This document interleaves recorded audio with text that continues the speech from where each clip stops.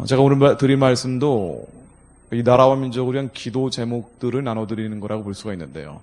이제 주장이라기보다는 지금 전개되고 있는 이제 사실관계, 정확한 팩트들이 어떻게 되는지, 특히나 북한 핵 문제, 미사일 문제로 시작된 것인데 이것이 통일로 연결되고 있고요. 단순히 1차 방정식이 아니고 남한, 북한, 중국, 일본, 러시아, 미국 이게 여러 나라들이 복합적인 함수처럼 돌아가다 보니까 지금 어떤 일들이 벌어지는지 정확히 판단하기가 어려운 면도 있습니다. 그래서 제가 이런 부분들을 이제 정리를 해드리려고 합니다. 특히나 한국 언론의 문제인데요. 언론이 정확히 이런 부분들을 분석하고 국민들이 이해할 수 있도록 전해준다면 다행인데 그렇지 않은 경우가 너무 많고요. 이제 그런 이유는 제가 나중에 또 설명드리겠습니다만은 그러다 보니까 기도하는 분들, 특히나 한국 교회가 어떤 방향으로 기도해야 될지에 대해서 방향을 못 잡는 일들이 굉장히 많습니다. 하나님은 우리 안에서 행하시고 우리 안에 선하고 기쁘고 온전한 뜻을 이루기 위해서 소원을 두고 행하시는데 잘못된 정보들, 잘못된 판단들, 잘못된 분석이 됐을 때는 미혹될 수밖에 없죠. 그런 경우에는 하나님의 뜻으로부터 멀어져 버립니다. 그래서 정확한 사실관계, 팩트에 기초해서 어떤 일들이 벌어지고 있는지 이런 부분들을 이제 설명을 드리려고 합니다. 핵 문제, 미사일 문제로 이야기를 시작해 보려고 하는데요. 이게 왜 문제가 되냐면요. 저는 대학에서 국제법을 전공을 했습니다. 이런 부분들을 박사과정까지 전공을 했기 때문에 제가 이 부분에서는 자신 있게 말씀드릴 수 있는 부분이기도 한데요. 이 핵무기라는 것은 평소에는 그다지 쓸모가 없습니다. 이게 정치무기예요. 핵무기는 국제정치에서 항상 나오는 얘기가 어떤 나라가 핵을 가지고 있을 때 주변 나라들은 둘 중에 하나입니다. 핵을 가지고 있는 나라에게 굴복하든가 그래서 노예가 되든가 아니면 전쟁이 나든가. 이게 국제정치의 공식입니다. 그래서 인도가 핵무기를 가지면 주변에 있는 나라들은 몸살을 앓을 수밖에 없어요. 왜냐하면 핵무기는 절대반지, 영화에 나오는 절대반지처럼 이길 수 있는 무기가 없습니다. 한 방 떨어지면 그대로 끝나거든요. 북한의 핵무기가 만들어졌다는 것은 아무리 한국이 잘 살고 군사력이 강해진다고 해도 여기에 견줄 수 있는 무기가 없어진다는 것을 뜻합니다. 근데 이게 한국 문제인데 원래는 한국 문제인데 한국의 안전보장의 문제겠죠. 근데 이 핵무기가 이제는 국제적인 문제가 돼버렸습니다. 왜 그러냐면 너무 업그레이드가 돼버린 거예요. 북한의 핵무기 수준이 세계에서 4번째, 5번째 수준까지 올라가 버린 겁니다. 다 망하고 다 끝난 체제 같은데 여기에는 체제의 모든 역량을 끌어모아서 만들어낸 거예요. 사실은 북한 핵무기가 없어지겠느냐라고 물어볼 때 북한의 핵을 포기할 가능성은 제로라고 봐야 됩니다. 왜냐하면 1954년부터 만들었어요. 김일성이 6.25 사변이 미군에 의해서 졌다라고 생각하니까 한반도에서 미군을 내보내기 위해서는 핵이 있어야 된다라고 믿은 겁니다. 그래서 핵물리연구소라는 걸 1954년부터 만들었고요. 이걸 포기하기가 어려워진 게 이미 1차 핵 위기라는 게 1980년대부터 나왔습니다. 그때 사실상 완성 단계로 들어간 거고요. 90년대는 소련이나 동유럽이 무너지면서 많은 핵무기, 미사일, 과학자, 기술자들이 쏟아져 오는데 실업자들이 된 거죠, 그들이. 북한에서 억대 연봉 주면서 데리고 왔어요. 근데 당시에 북한이 워낙 가난하고 굶주리다 보니까 하루에 3,000명씩 굶어 죽을 때입니다. 돈이 없어가지고 북한이 식량을 수입하는 것도 중단시켜버렸어요. 사회주의니까 모든 거 다 공짜로 한다는 거 아닙니까? 근데 식량 배급을 중단하면서 하루에 3,000명씩 굶어 죽고 99년까지 무려 300만 명이 굶어 죽는데도 불구하고 핵무기 미사일 개발에 집중적 투자를 한 거예요. 300만 명 핏값으로 만들어낸 게 핵무기입니다. 김일성, 김정일, 김정은 일가가 3대 세습을 하면서 이 핵무기만 있으면 통일할 수 있다. 즉 북한식 통일이죠. 사회주의 통일입니다. 이른바 흔히 얘기하는 적화 통일입니다. 이게 가능하든 가능하지 않든 간에 어쨌든 이걸 하겠다라고 핵무기를 만든 거예요. 근데 만일 김정은이 핵을 포기하는 순간 그 다음부터 어떻게 되냐면요. 지금까지 이 많은 사람들을 죽이면서 끌고 왔는데 정당성이 없어져 버려요. 끌어내려집니다. 지금도 정치범 수용소에서 23만 명이 수감돼 있고 100만 명 이상 죽었어요. 아무 죄 없는 사람들이 이렇게 많이 죽이면서 우리가 핵무기를 가지고 북한식 사회주의 통일을 할 수 있다라고 하면서 끌고 온 건데, 만에 이거 못하면, 핵무기를 포기하면 그럼 김정은은 끝나는 겁니다. 그래서 포기가 안 되는 거예요. 이거 포기하고 개혁 개방하면 얼마나 좋겠습니까만은 이게 안 되는 겁니다. 구조적으로. 자, 그래서 불평 불만을 가지고 있는, 북한 안에 불평 불만 가지고 있는 모든 사람들에게 이 핵무기를 보여주면서 우리는 이거로 승리할 수 있다라고 다짐을 해온 겁니다. 그런데 이게 국제 문제가 돼버린 게요, 너무 업그레이드가 돼버린 거예요. 이게 북한의 ICBM이라는 대륙간 탄도미사일인데요, 이게 ICBM이라는 대륙간 탄도미사일, 쉽게 얘기하면 미국까지 날아가는 수준이 돼버린 겁니다. 그러니까 이제는 한국 문제가 아닌 거예요. 이제는 미국 문제가 된 거예요. 근데 미국이 만약 이거 한 발 떨어지면 어떻게 되냐면요, 많이 죽으면 2천만 명이 죽는다는 거예요. 미국은 지금까지 본토 공격을 딱 2번 받았습니다. 예전에 진주만을 일본이 공격을 하니까 일본에 나가사키 히로시마에 원자폭탄을 떨어뜨려서 2차 대전을 끝내버렸죠. 9.11 테러 때 테러 집단이 공격을 하니까 아프간과 이라크를 초토화시켰습니다. 근데 만약 북한이 어디 붙어 있는지도 모르는데 미국 내 여론조사하면 주적이 누구냐라고 하면 북한을 대답한다는 거 아니에요. 이 정도로 미국 사람들이 위협을 느끼는 수준이 돼버렸어요. ICBM 대륙간 탄도미사일이 곧 완성된다고 하기 때문입니다. 미국 발표로는 한 달 안에 완성된다고 나왔어요. 지금 한 달 남았습니다. 북한은 이미 완성됐다고 발표를 해버렸어요. 자, 얼마 지나지 않아서 완성될 것은 명약관화한 일입니다. 자, 이런 상황에서 미국은 어떻게 해야 되느냐?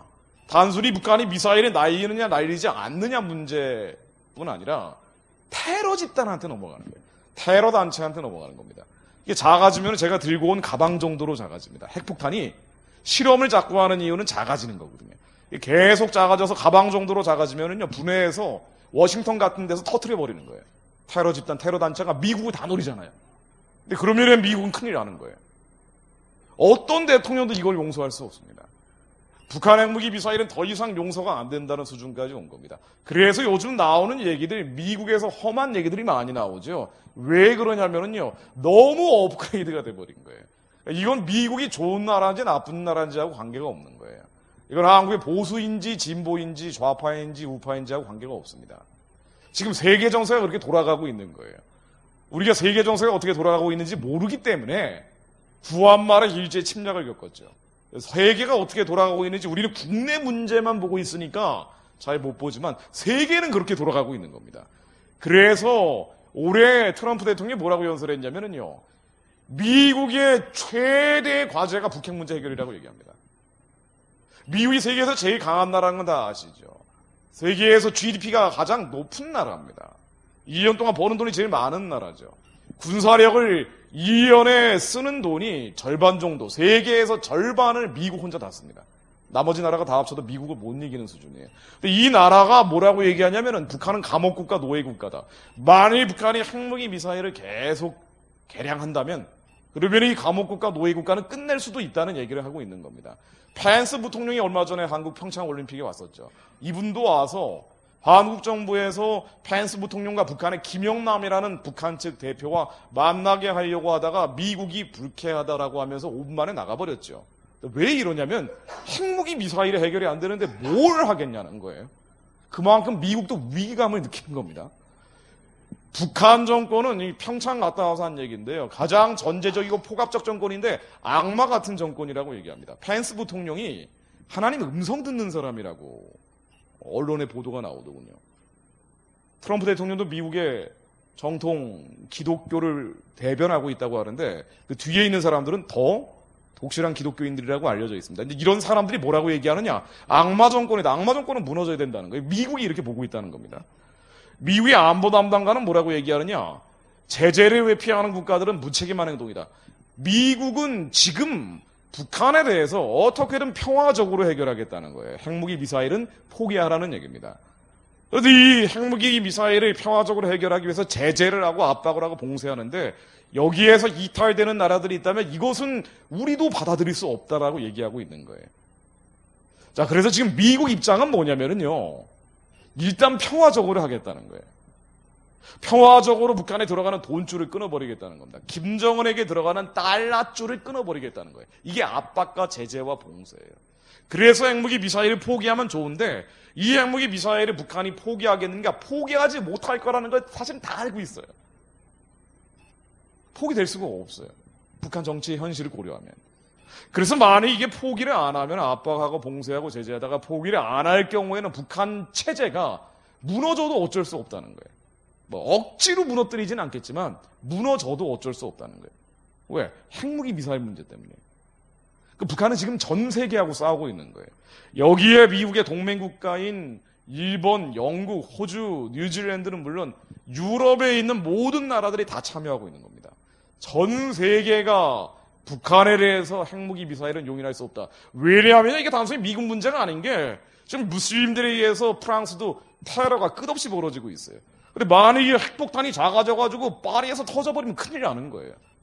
중국이 핵무기 가지고 있으면 통제가 돼요, 이 나라는. 14억 인구를 보호해야 되기 때문에 중국은 함부로 쓸 수는 없습니다. 근데 북한은 그렇지 않단 말이죠. 천안함 폭침, 연평도 테러, 별의별 일들을 계속 벌이는 테러 집단이라고 보기 때문에 이 체제가 가지고 있는 핵은 용인할 수 없다는 거예요. 이거는 절대 불명의 원칙입니다. 근데 만약 이게 너무 빨리 업그레이드 되면 어떻게 되냐면 너무 빨리 업그레이드 돼서 ICBM이 완성된다. 대륙간 탄도미사일이 완성된다. 그때는 폭격이라도 하겠다는 얘기입니다. 그냥 처음부터 폭격하겠다는 얘기가 아니고요. 이게 너무 얘네들이 막 나가면 그때는 폭격을 해서라도 북한 체제를 붕괴시키겠다는 얘기입니다. 사실은 현실적으로 얘기하면 북한 정권은 지금 무너질 수밖에 없는 상황까지 온 거예요. 여기까지 온 겁니다. 우리의 의지와는 상관없이. 자, 그럼 이제 한국의 입장이 중요한데 한국은 여기에서 사실은 선택이 둘 중에 하나밖에 없는 거예요. 북한을 폭격해서 무너뜨릴 건지 아니면 이 압박하고 제재하고 봉쇄하는데 적극적으로 참여할 것인지 선택은 둘 중에 하나밖에 없습니다. 그런데 우리가 이 압박, 제재, 봉쇄에 참여하지 않으면 그럼 폭격적으로 이동하는 거예요. 미국도 어쩔 수 없다는 거예요. 근데 우리가 자꾸 압박, 제재, 봉쇄에서 빠져나가려고 하니까 폭격 얘기가 나오는 상태입니다. 만약 폭격이 이루어진다면 어떻게 되느냐? 이것도 두 종류가 있습니다. 전면전이 있고 제한전이 있어요. 뭐냐면 사이즈가 큰 전쟁이 있고 사이즈가 작은 전쟁이 있습니다. 미국이 북한을 폭격한다고 해서 다 전쟁 나는 건 아니에요. 제한전은 뭐냐면은요. 전면전은 뭐냐면은요. 스케일이 다른 거예요. 제한적으로 정밀하게 핵시설만 때리고 오는 게 요게 바로 리미티드 워라고 합니다. 코피 터트리기라 그러죠. 자, 전면전과 제한전의 차이는 뭐냐면은요. 한국의 주한미군이 남아있으면 제한전으로 갑니다. 주한미군이 다 나가버리면 전면전으로 갈 가능성이 많습니다. 왜 그런 거 아니? 주한미군 28,000명이 한국에 있으면은요. 이 28,000명의 미군도 지켜야 되고 20만 명의 미국인도 지켜야 되고 5천만 한국인도 지켜야 됩니다. 자, 이러다 보면은 확전시킬 수가 없어요. 그래서 정밀하게 핵시설만 때리고 오겠다는 거예요. 자, 이게 제한전이고 전면전인데 이것을 갈라주는 것은 미군이 한반도에 있느냐 없느냐로 아마 판가름 날 가능성이 많습니다. 그러나 어쨌든 우리 입장에서는 전면전이든 제한전이든 달갑지가 않잖아요. 솔직한 얘기로. 한국은 붙어 있는데. 그럼 이걸 막으려면 어떻게 되느냐? 이 압박하고 제재하고 봉쇄하는데 적극적으로 참여하는 것밖에 없어요. 아니면 어떻게 되느냐? 아니면 미국과 관계를 끊어버려야 돼요. 그리고 우리가 북한 편이 되는 거예요. 그래서 결사적으로 미국과 싸우는 겁니다. 그러나 이런다 하더라도 결국 미국한테 얻어맞을 겁니다. 그러겠죠. 핵무기 미사일 문제 때문에. 우리가 나라와 민족 문제를 기도하고 얘기할 때 핵미사일 얘기를 빼버리면 아무것도 얘기가 진행이 안 됩니다. 전혀 허공을 치는 얘기가 되죠. 근데 이게 뭔지 모르고 하는 얘기들이 너무 많더라고요. 왜 이렇게 복잡해지냐면 핵미사일 때문이에요.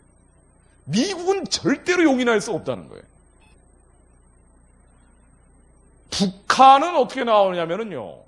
북한은 핵미사일을 왜 만들었냐? 제발 좀 포기하지. 이거 굉장히 낭만적인 생각인데 이게 악신들이고 악령들이어서 그렇습니다. 이게 영적인 문제죠. 신천지가 제발 안 그러면 좋은데 안 그러질 않잖아요. 이게 영적인 문제여서 그렇습니다. 우리가 싸우는 대상은 북한 사람이 아니라 북한 사람을 잡고 있는 영적인 것들이죠. 에베소서 6장 12절에 나오듯이 우리의 씨름은 혈과 육에 대한 게 아니죠. 정사권세 어둠의 세상 주관자 하늘에 있는 악한 영들인데 북한을 잡고 있는 까만 먹구름 같은 게 있겠죠. 흑암의 세력, 어둠의 세력, 사탄의 진이 있을 겁니다. 여기에 꽉 잡혀 있는 거예요. 이러다 보니까 융통성이 없죠. 완악하고 강팍해지는 겁니다.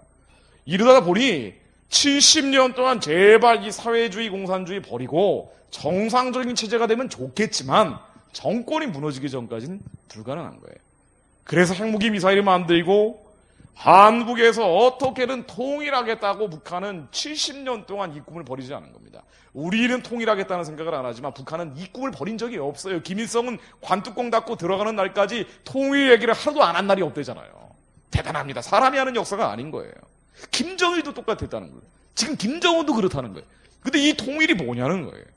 우리가 얘기하는 통일이 아니고 북한이 얘기하는 통일은 먼저 조건이 있죠. 미군이 나가는 거예요. 한국과 미국의 관계를 끊어버리는 통일입니다. 이렇게 해서 미제 침략자들이 다 나가라는 거예요. 나간 다음에는 북한이 핵무기 미사일을 가지고 있으니까 북한식으로 통일하겠다는 겁니다. 그래서 북한은 입만 열면 하는 게 북한 포스터인데요. 미제국주의자들 몰아내는 거예요. 미국 놈들이 나가는 겁니다. 미국이 다 한국에서 떠나는 거예요. 이게 먼저 돼야 된다는 거예요. 핵무기 미사일만 있으면 이걸 할 수 있다고 믿은 거예요. 미국하고 협상해가지고 어떻게든 몰아낼 수 있다고 믿은 거예요. 그래서 포기를 안 한 겁니다. 자, 근데 이게 이 미국과 한국 관계를 끊어버리겠다. 요것이 북한의 공산주의 사회주의의 핵심입니다. 공산주의 사회주의가 북한에 들어가서는 이런 식으로 바뀐 거예요. 중국에 들어가서는 모택동주의가 되고 러시아에 가서는 레니니즘, 스탈리니즘이 됐고 그리고 북한에 와서는 김일성주의라는 게 된 겁니다. 이 김일성주의는 북한식 공산주의 사회주의죠. 먼저 미군이 나가야 돼요. 이게 시작이고 이게 마지막입니다. 근데 하도 이 주장을 하다 보니까 남한에도 이걸 동조하는 사람들이 늘어나기 시작했죠. 70년 동안 해오다 보니까. 특히나 한국 체제에 대해서 한국도 문제가 많잖아요. 불평불만이 있을 수밖에 없죠. 이 한국 체제의 문제를 가지고 불평불만 가지고 있는 특히나 지식인들, 학생층들 이쪽으로 많이 파고 들어갔죠. 자, 이게 북한식 사회주의 공산주의인 이른바 김일성주의 주체 사상이라는 겁니다. 이거는 남한에서도 많이 받아들이기 시작했죠. 80년 이후에 한국의 지식인들, 청년들이 주체 사상이라는 거를 본격적으로 받아들이기 시작했죠. 자, 그러다 보니까 당시에 총학생회장애들 MT 가서 이거 뭐 공식적인 기록으로 있는 겁니다. 판결문에도 나오는 거고요. 총학생회장으로 출마하는 아이들이 MT 가서 김일성, 김정일 충성 맹세하는 내용을 제가 하나 가져와 봤습니다. 위대한 수령 김일성 동지와 우리의 지도자 김정일 비서의 만수무강 아래 이 한 목숨 바치겠다라고 얘기하는 거예요. 북한식 통일을 하겠다라고 얘기하고 있는 겁니다. 근데 이 북한식 통일을 죄송합니다.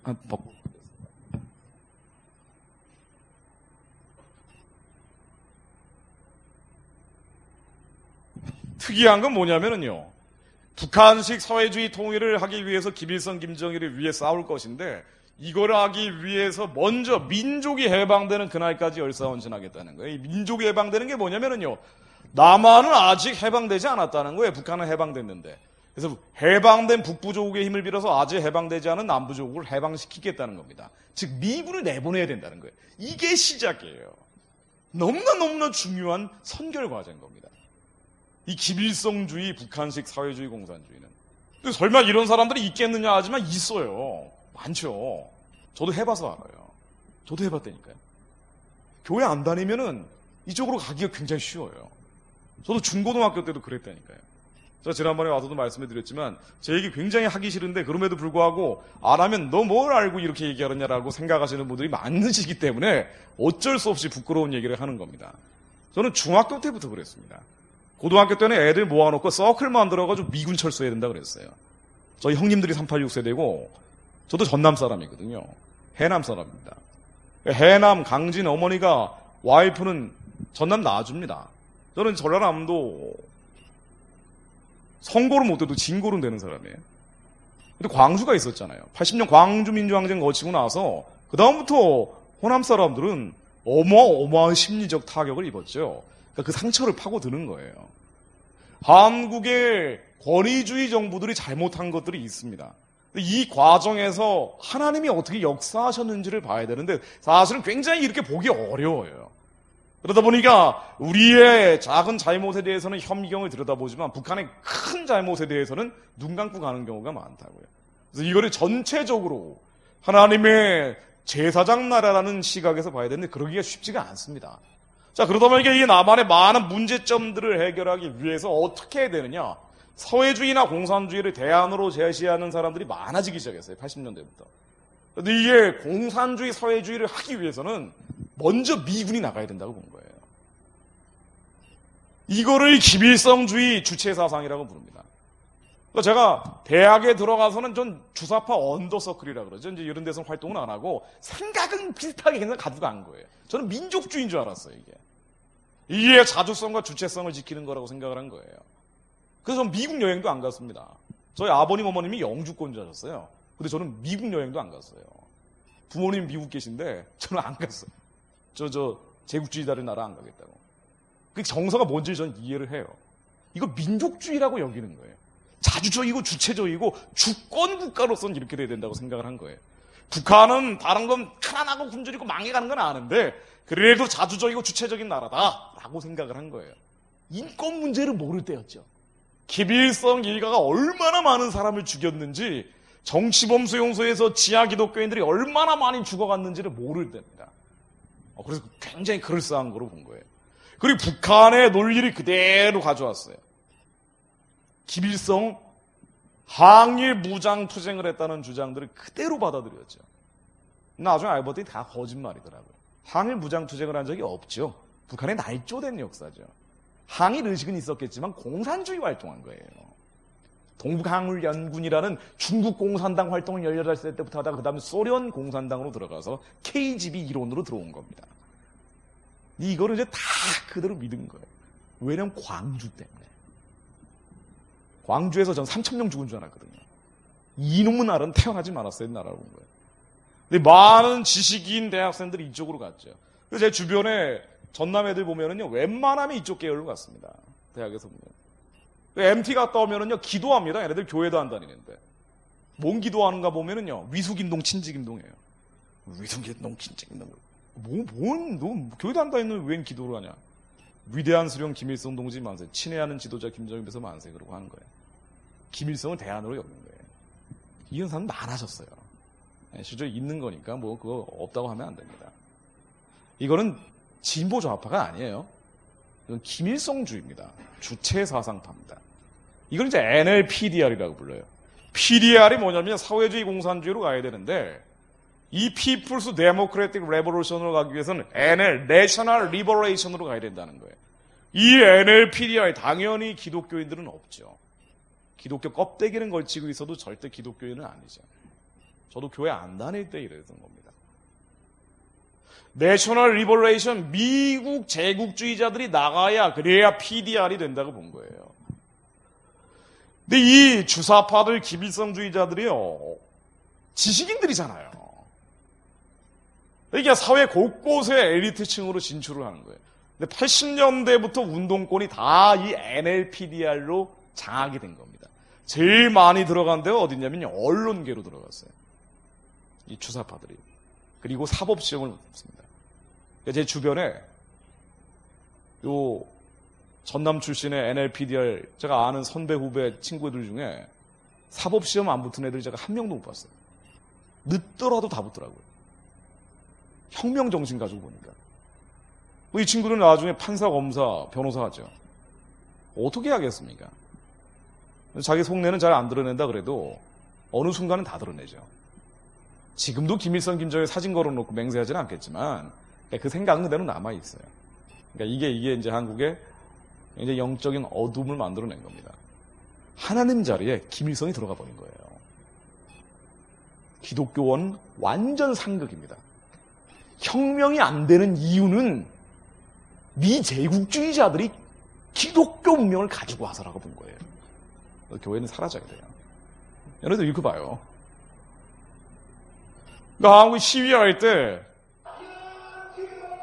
미군 철수 구호가 이제 슬슬 나오기 시작하는 거예요.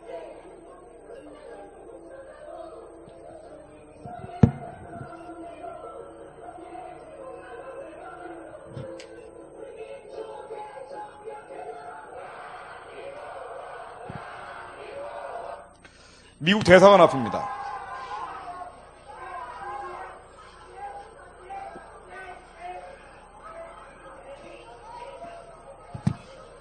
용산 미군 기지 앞입니다.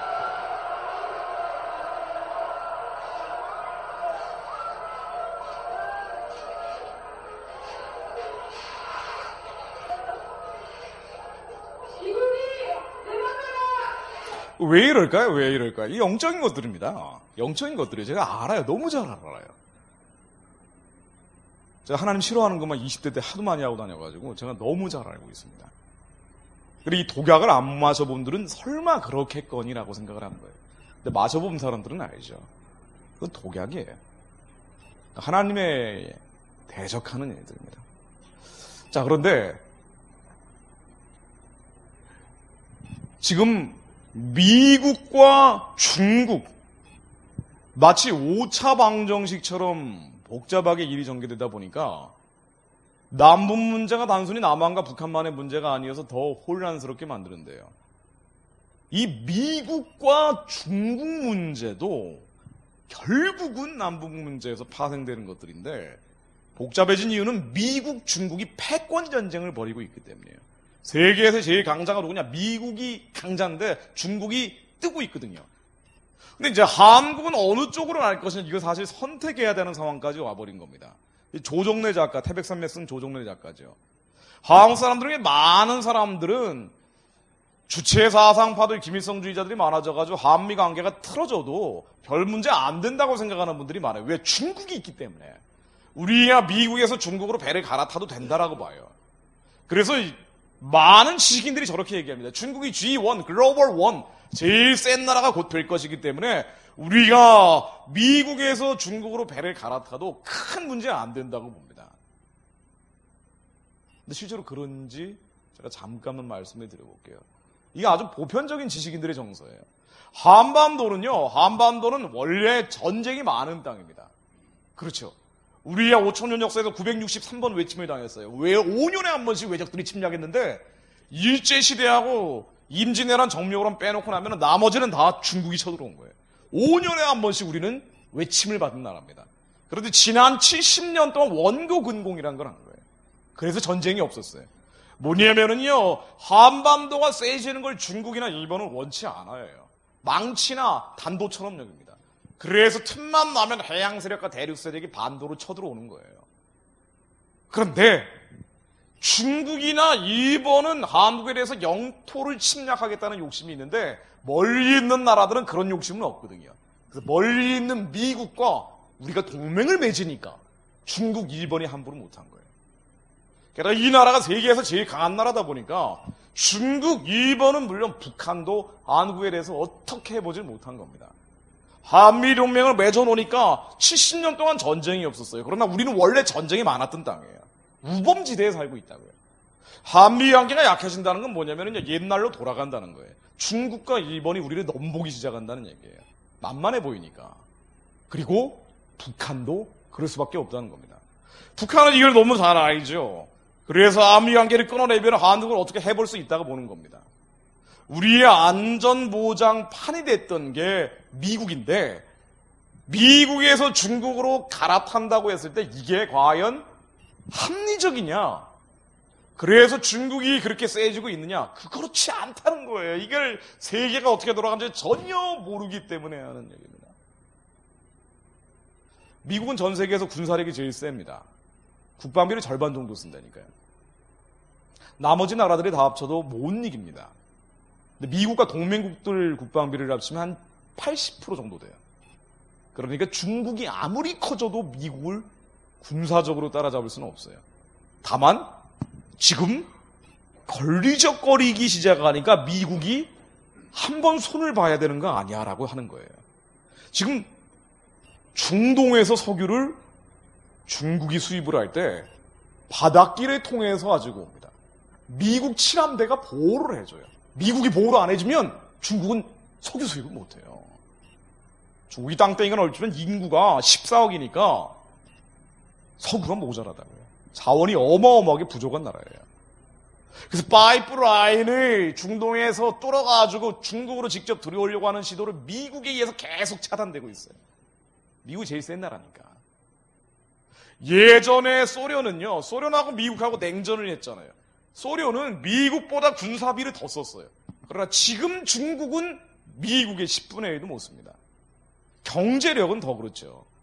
2년 동안 버는 돈이 중국 14억 인구보다 미국 3억 인구가 버는 게 많습니다. 그러니까 경제적으로도 가장 강한 나라인데 1인당 GDP 국민 한 명당 버는 돈을 따져보면 미국이 6번째예요. 그럼 나머지 나라들 5번째입니다. 나머지 나라들 1등부터 4등까지 있는데 미국 별거 아니냐 할지 모르지만 나머지 1등부터 10등까지 미국 뺀 나라들은요 인구가 적어요. 도시국가예요. 적은 나라들이기 때문에 이 PPT 나중에 다 가져가십시오. 네. 설명을 좀 여러분들한테 해주셔야 돼요. 한국 1인당 GDP는 29위입니다. 중국은 92위예요. 한국에 오는 중국 유커들 있죠. 관광객들. 중국 공산당원들이에요. 중국 14억 인구 중에 공산당원이 6%입니다. 나머지 94%는 어떻게 사느냐? 하루에 1달러, 2달러 벌어요. 2달러 미만으로 보는 중국 사람들이 중국 인구의 56%라고요. 그러니까 이러기 때문에 중국이 일반 인민들은 가난하고 굶주리고 있고 이 중에 아주 선별된 워낙 사람이 많으니까 그 사람들이만 한국 오는데 이게 전체 중국 사람들의 삶의 모습이 아니라고요.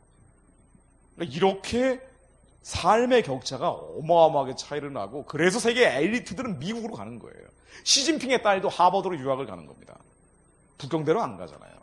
세계 최고의 기술을 선정을 하면은요 매년 120개를 발표를 하는데 한국 정부에서 발표를 합니다.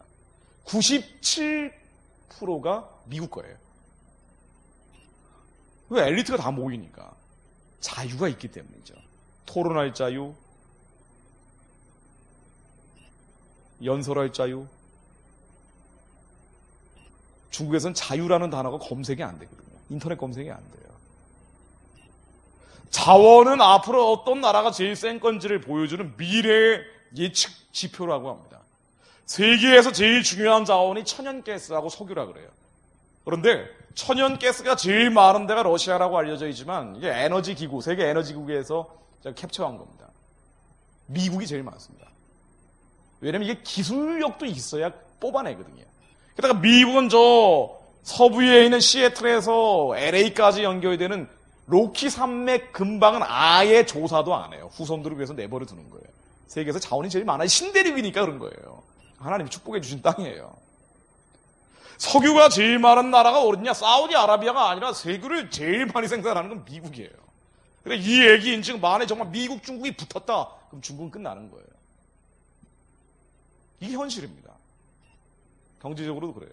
근데 다행히 미국이라는 나라가 세긴 센데 지금까지 제국주의 국가들, 센 나라는 다 제국주의가 되는 겁니다. 근데 이 세긴 센데 참으로 다랑스럽게 청교도들이 만든 나라인 거예요. 기독교 문명이 있어요.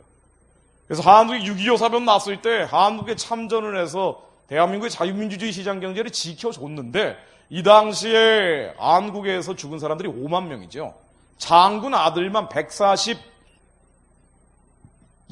참전을 했다는 거예요. 그 중에 35명이 죽거나 다쳤다고 합니다. 벤프리트 미 사령관 아들도 와서 죽었죠. 이렇게 해서 했던 이유가 한국의 많은 선교사들이 이 나라 자유와 문명을 만들어줬는데 다시 자유와 문명이 뺏기면 안 된다고 봤던 기독교적 가치가 있었기 때문에. 중국은 그렇지 않죠. 중국은 이 중화주의라는 거는 철저한 유물론적 가치입니다. 물질을 중시 여기는 거예요. 비단장수 왕서방처럼. 근데 기독교가 아닌 공산주의 사회주의가 들어가니까 이게 더 커진 거예요. 주변에 있는 나라들은 절대로 대등한 관계로 보지 않습니다. 주인이 있고 종이 있어요. 그래서 동서남북에 오랑캐가 있다 그러잖아요. 그러니까 이게 중국의 전통적인 의식이에요.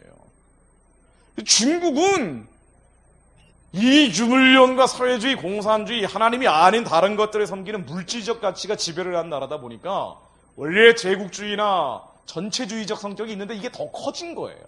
이게 중국과 미국의 차이입니다. 자, 한국이 미국에서 벗어나서 중국 쪽으로 간다는 건 뭐냐면요. 우리의 문명도 그쪽으로 간다는 걸 뜻합니다. 당장 한미동맹이 약간 이상해지기 시작하면요. 중국이 요즘 이러고 있죠. 한국 영공에 폭격기 몰고 오는 거 혹시 아세요? 이거 언론이 이런 거 살짝만 건드리고 그냥 가버려요. 심각한 문제인데. 왜 이럴까요? 한미관계가 틈이 벌어진다고 보는 거예요. 이어도가 있죠, 서해 바다에. 그거 이어도 자기들 땅이라고 얘기하잖아요. 서해 앞바다에 중국 배를 맨날 몰려오죠. 왜 그런지 아십니까? 서해 바다는 자기들 바다라고 주장하기 때문이에요. 그래서 내버려 두는 거예요. 예전에 천안함 사건 났을 때죠.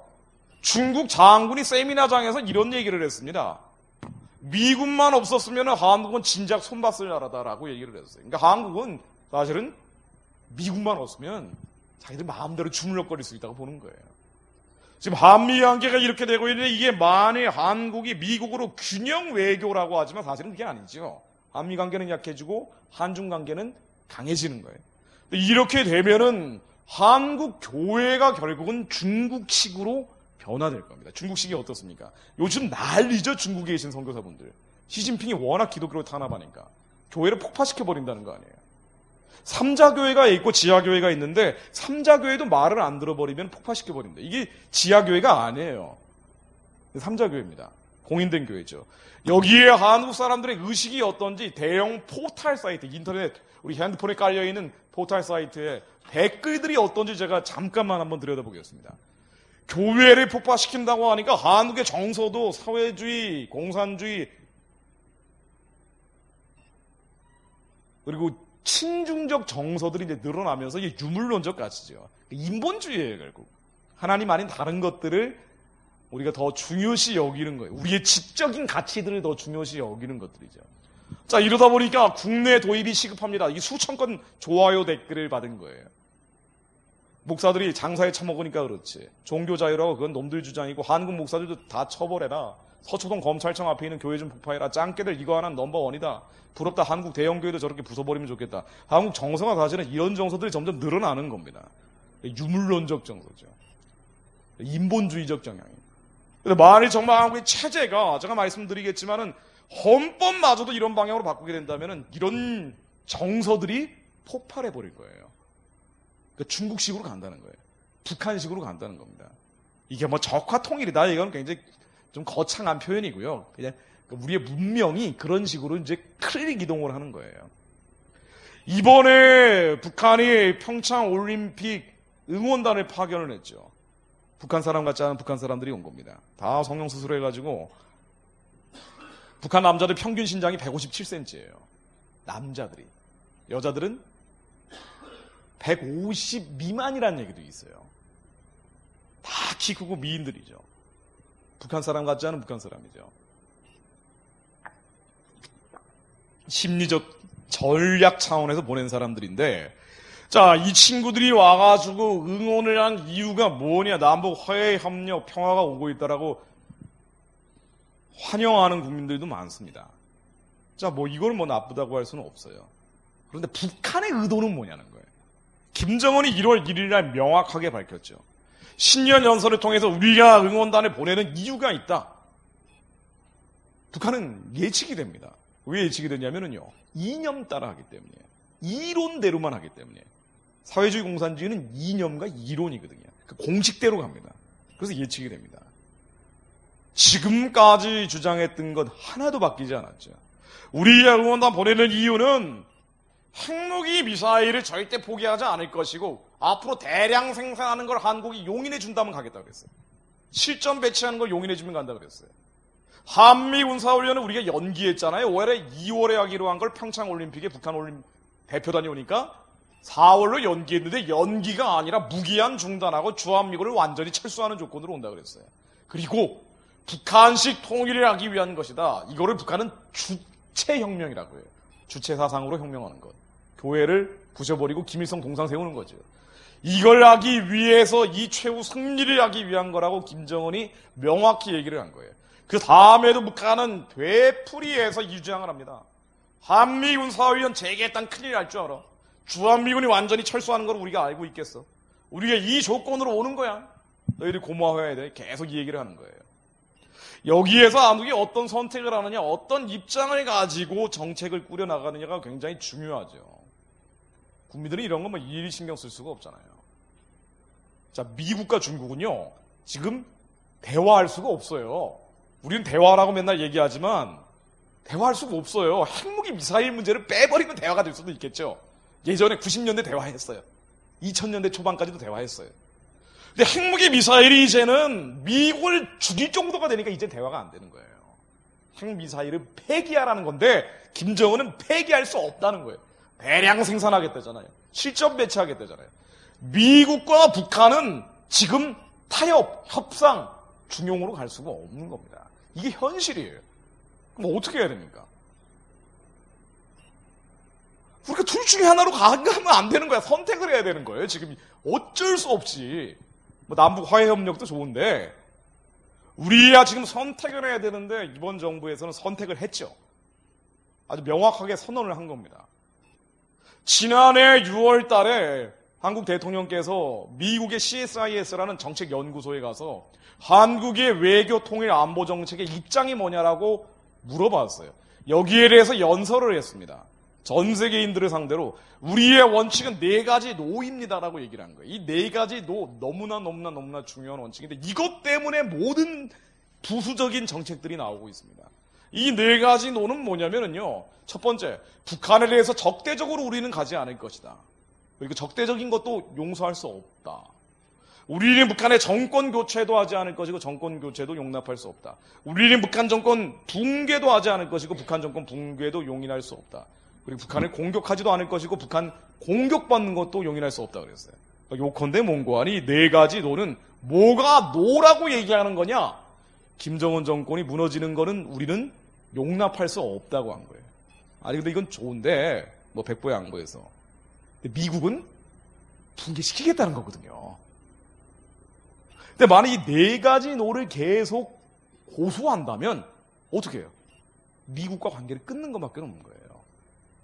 그런데 이후에 계속 연달아 나오는 것은 한미동맹이 중요하다고 말은 하지만 실제 정책은 정반대로 가고 있죠.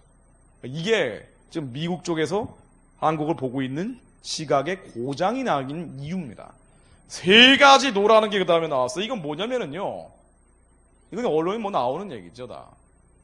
근데 이거 중요한 건데 이건 이제 하이라이트를 안 주고 강조를 안 하니까 그냥 대충 넘어가 버리는 건데요. 사드 배치를 하지 않겠다. MD라는 미사일 방어 체제에 안 들어가겠다. 한미일 군사동맹을 확대하지 않겠다. 이게 3가지 노인데 4가지 노 때문에 나온 겁니다. 사드 하나만 예를 들면은요. 사드 미사일은 북한의 핵 미사일이 날라올 때 남한에서 사드 미사일을 무력화시키자는 건데 이 사드는 성주 경상도에 배치되어 있는데 요거는 경상도밖에 못 지켜요. 그래서 북한의 미사일이 너무 업그레이드 되니까 사드를 추가적으로 배치하는 게 어떻겠냐고 한국한테 제안을 한 거예요. 그랬더니 한국이 이걸 거절했죠. 그리고 이것을 중국 정부에까지 약속을 해준 거예요. 우리는 앞으로 사드 배치 안 할 것입니다. 이게 3가지 노입니다. 왜 이게 나왔느냐? 미국과 일본이 주도해서 전 세계가 북한을 압박하고 제재하고 봉쇄하니까 그럼 북한 체제가 무너져 버린단 말이에요. 그런데 이 무너지는 걸 막아야 된다고 생각을 하니까 4가지 노에 이어서 3가지 노가 나온 거예요. 그래서 만일 북한이 무너질 거면은 지금 대통령 외교안보 특보가 계속 하시는 얘기예요. 차라리 한미동맹을 깨는 게 낫다라고 얘기하고 있죠. 자, 이제 2가지 선택 가운데서 한쪽으로 가는 겁니다. 전쟁은 안 된다라고 말은 하고 있지만 사실은 이 4가지 노에서 나온 거니까 북한 체제 붕괴를 막겠다는 거예요. 자, 이러다 보니까 북한 체제 붕괴를 막기 위해서는요. 미국과 일본과 전 세계가 북한의 압박과 봉쇄와 제재를 하고 있어요. 평화적으로 북한 체제를 무너뜨리는 방향으로 가고 있는 겁니다. 그런데 이 무너지는 걸 막으려면 방법이 없어요. 돈을 줘야 돼요. 그리고 이 제재와 압박과 봉쇄 노선을 깨버려야 됩니다. 그래서 평창 올림픽 때 북한이 육해공으로 다 왔죠. 육로로만 오는 게 아니라 배를 타고도 왔죠. 비행기로도 왔죠. 근데 배와 비행기로 오면 UN 제재 위반입니다. 이 만경봉호라는 걸 타고 왔는데 이게 다 UN 제재 위반이에요. 근데 위반이라고 아는데 북한이 오도록 허용을 했죠. 오이사 조치, 국내적인 대북 제재 조치도 위반입니다. 여기에 추가해서 일단 응원단 오는 대가로 29억 원을 썼죠. 그리고 올해 2월 말, 이번 달 말까지 87억을 추가적으로 집행한다고 합니다. 이건 다 UN 제재 위반입니다. 미국 국내법 위반이기도 하고 유럽연합의 각 나라들 국내법 위반이기도 해요. 전 세계가 북한의 압박 제재 봉쇄하고 핵무기 미사일을 포기하지 않으면 무너뜨리겠다고 하는데 한국은 이제 전 세계와 각을 세우면서 북한을 지키겠다는 쪽으로 가고 있는 거죠. 자, 이런 얘기가 이제 미국에서 뭐라 그러냐면요. 아니, 그래도 70년 동안 동맹국가였는데, 우리가 지금 죽게 생겼는데 당신들이 그러면 되겠어? 라고 하면서, 이게 한 달 전 나온 얘기예요. 만일 한국이 북한 편으로, 중국 편으로 자꾸 가려고 한다면, 한국도 제재할 거야 라고 경고를 여러 번 했었죠. 우리 얼마 전에 또 미국의 재무부가 이런 얘기를 했습니다. 한국을 꼭 찍어서 얘기하진 않았어요. 아직은 동맹관계이기 때문에. 그런데 어떤 나라든지라고 얘기했습니다. 어떤 나라든지 북한에 도우면 미국의 금융 시스템에서 차단시키겠다. 북한과 미국 중 선택하라 그랬어요. 아직 한국한테 한 얘기죠. 근데 한국이 계속 현금을 지급하겠다라고 나오니까, 심지어 남북 정상회담을 하겠다고 나오니까 미국이 전혀 이거는 탐탁지 않게 생각하겠죠. 미국도 죽고 사는 문제이기 때문에. 그래서 지금 나오고 있는 게 통상 압력이 시작이 된 겁니다. 이거 경고 여러 번 했던 거예요. 한국이 자꾸 북한 쪽으로 가면 이렇게 하겠다고. 통상 압력은 왜 하냐면요. 한국이 미국과 무역을 해서 너무 돈을 많이 벌어가지고 제재를 받고 압박을 받고 봉쇄를 당하는 게 아니에요. 북한과 미국 중에 선택하라고 하는데 우리가 선택을 하기 때문에 이렇게 가는 겁니다. 이거는 이념 문제가 아니죠. 이건 보수 진보 문제가 아니라 그냥 사실관계가 그렇다는 거예요. 아마 북한 체제가 무너지면은 절대 안 된다라고 생각하는 어떤 확신이 있는 것 같아요. 그게 여러 가지 이유가 있겠지만. 어쨌든 이렇게 하다 보니까 미국이 지난달 말부터 16년 만에 세이프가드라는 걸 가동을 한 겁니다. 세탁기하고 태양광 패널 같은 한국의 주력 미국 수출 상품들에 대해서 관세, 세금을 어마어마하게 때린 거예요. 그러면 한국 상품은 경쟁력이 떨어지고 수입이 안 되겠죠? 우리도 수출을 못 하겠죠? 이게 시작입니다. 그 다음에는 한국의 기계 제품을 45%나 관세, 세금을 때린 거예요. 물론 한국이 미국과 무역 불균형 상태이기 때문에 이걸 해결하기 위한 거라고 하죠. 정치적으로는 그렇게 얘기하는 거예요. 실제로 그러냐는 거예요. 그렇지 않죠. 대충 아시겠지만. 지난해 중국이 미국과 무역해서 벌어들인 돈은 한국보다 15배가 많아요.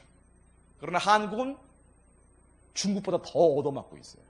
한국을 먼저 본보기로 보여주는 거예요. 일본과 독일은요, 미국과 친한 나라들 아니에요. 지난해 무역을 해서 한국보다 3배나 돈을 더 벌었어요. 그러나 일본과 독일은 한 대도 안 얻어봤습니다. 한국만 유독 이번에 더 큰 게 걸렸어요. 철강 제품, 철강은 심각하죠. 한국 주력 수출 상품이니까. 여기에 53% 관세, 무역 확장법이라는 233조가 동원이 된 겁니다. 이건 또 뭐냐 말이에요.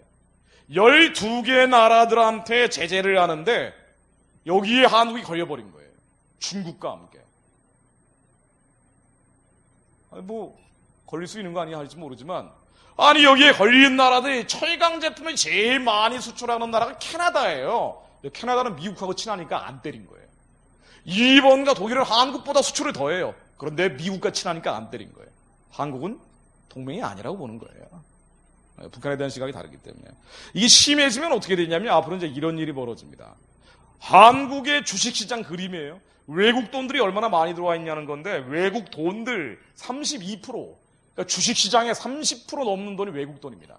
이게 대기업이 집중적으로 투자되어 있기 때문에 삼성에 돈이 제일 많은 사람들은 외국 사람들이에요. LG도 마찬가지입니다. SK도 마찬가지예요. 자, 그런데 이 돈들이 40% 넘게 미국 돈입니다. 나머지는 일본하고 영국 동맹국들 돈이에요. 미국이 클릭 한 번 하면 이 돈은 다 빠져나갑니다. 자, 한미 관계가 틀어지기 시작하면 이제 어떻게 되냐면요. 돈이 빠져나가죠. 이게 IMF예요. 지금 IMF가 한국에 경고하고 있죠. 한국에 경고하고 있습니다. 한국 잠재 경제 성장률이 1%대로 떨어지고 있다고. 우리가 80년대, 90년대 10%대로 성장을 했던 나라예요. 그래야 일자리가 나오잖아요. 지금 18년 만에 한국 청년 실업률은 최악으로 치닫고 있어요. 공무원 일자리 늘린다고 하는데, 공무원 일자리 늘리면은 있는 돈 가지고 푸는 거기 때문에 성장하지는 않죠.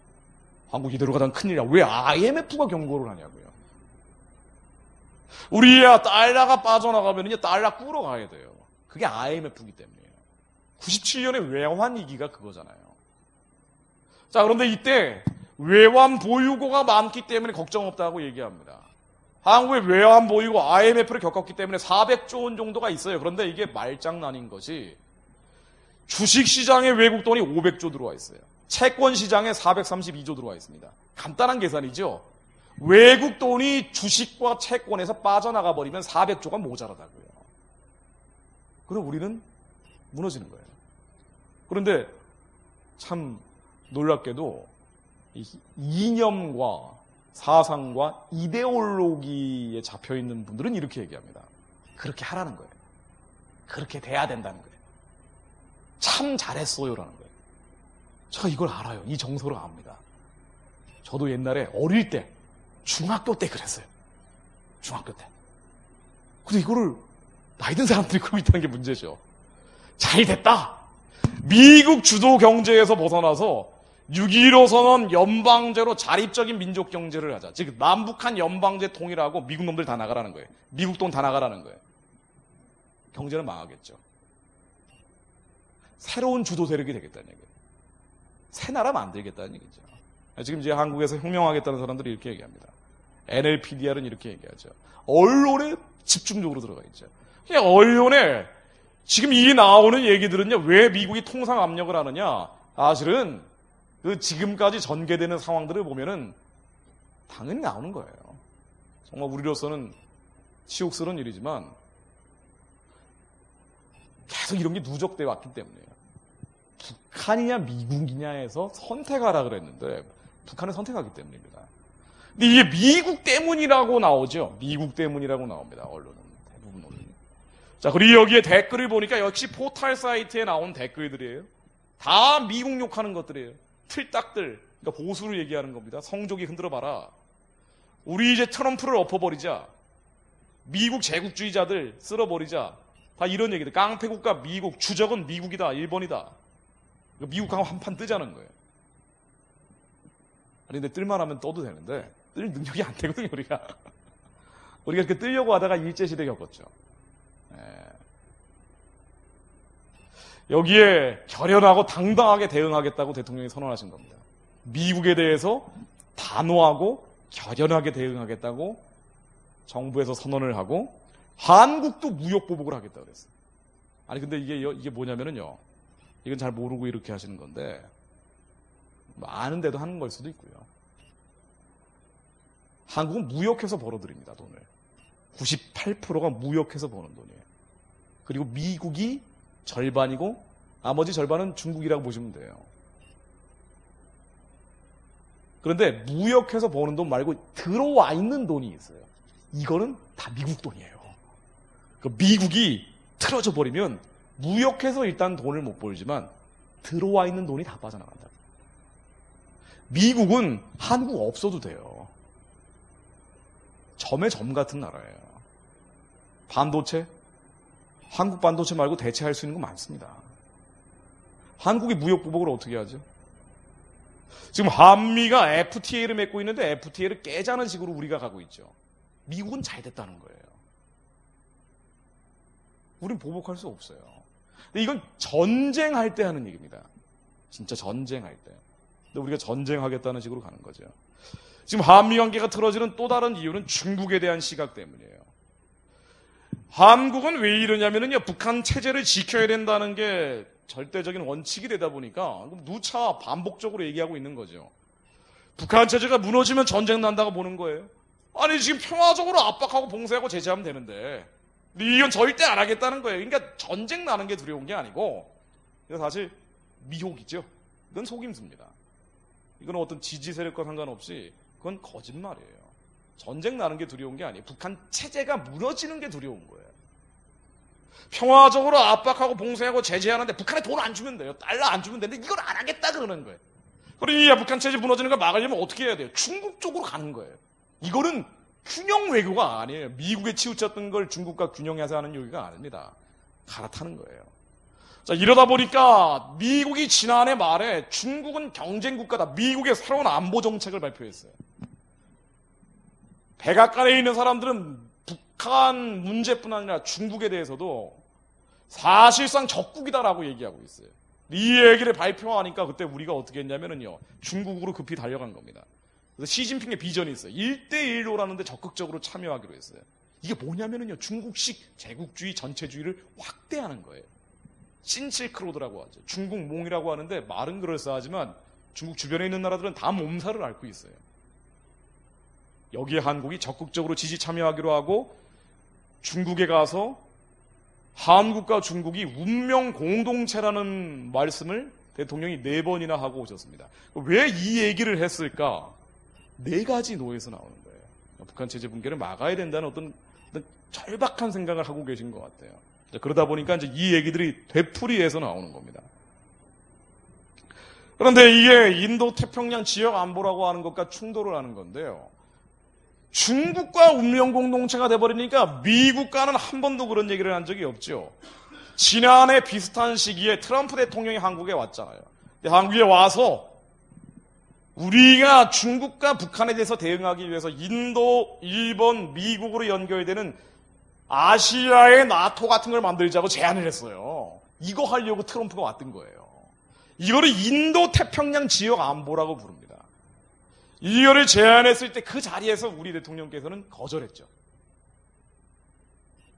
그때 완전히 탁 틀어져 버린 거예요.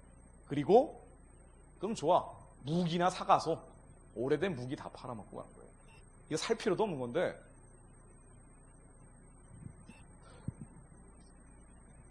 그리고 중국에 다시 대통령께서 가셔가지고 마오쩌둥, 모택동이죠. 중국의 7,200만을 학살한 사람입니다. 이 마오쩌둥 주석을 높이면서 중국은 대국인데 한국은 작은 나라다라고 얘기를 하고 올해 구정 때 대한민국 건국 이래 처음 있는 일입니다만은 중국인들을 위해서 신년 인사를 중국 CCTV에 하게 됩니다. 한국, 중국이 같이 할 일이 많다. 왜 이렇게 하실까? 이제 해설을 해보면 4가지 노 때문이에요. 북한 체제 붕괴를 막기 위해서는 중국을 가지고 오는 수밖에 없는 거예요. 지금 러시아와도 적극적인 외교를 하고 있죠. 이게 뭔고 하니? 북한 체제 붕괴를 막아야 된다는 거죠. 정리하면 이렇습니다. 지금 북한 체제는 압박에 의해서 붕괴되든 북폭에 의해서 붕괴되든 전 세계, 단순히 미국뿐 아니라 전 세계와 싸우고 있어요. 근데 이걸 막겠다고 얘기하니까 대화하고 협상하고 타협하고 남북 간의 이 대화, 협상, 타협과 그리고 중국과 러시아까지 끌어들여서 대화, 협상, 타협 국면으로 가고 있는 거예요. 이거를 평화라고 부르는 것이죠. 그래서 지난번에 여러 가지 김여정이 와서 여러 가지 것들을 했지만은 남북 정상회담을 하기로 합의를 일단 했습니다. 이제 미국이 브레이크를 잡고 거니까 시원스럽게 속도가 안 나간다고 답답해 하시는 것 같은데요. 어쨌든 지금 북한 체제 붕괴를 막기 위해서는 대화, 협상, 타협밖에 없다라고 보기 때문에 이것이 평화다라고 보기 때문에 복잡하게 갈 것도 없어요. 이 4가지 노 때문입니다. 자, 이러다 보니까 남북 정상회담을 지난번에 합의를 했는데 이제 이렇게 되면 이제 어떻게 되냐면은요. 문재인 대통령이 평양에 가서 김정은을 만나겠다는 거예요.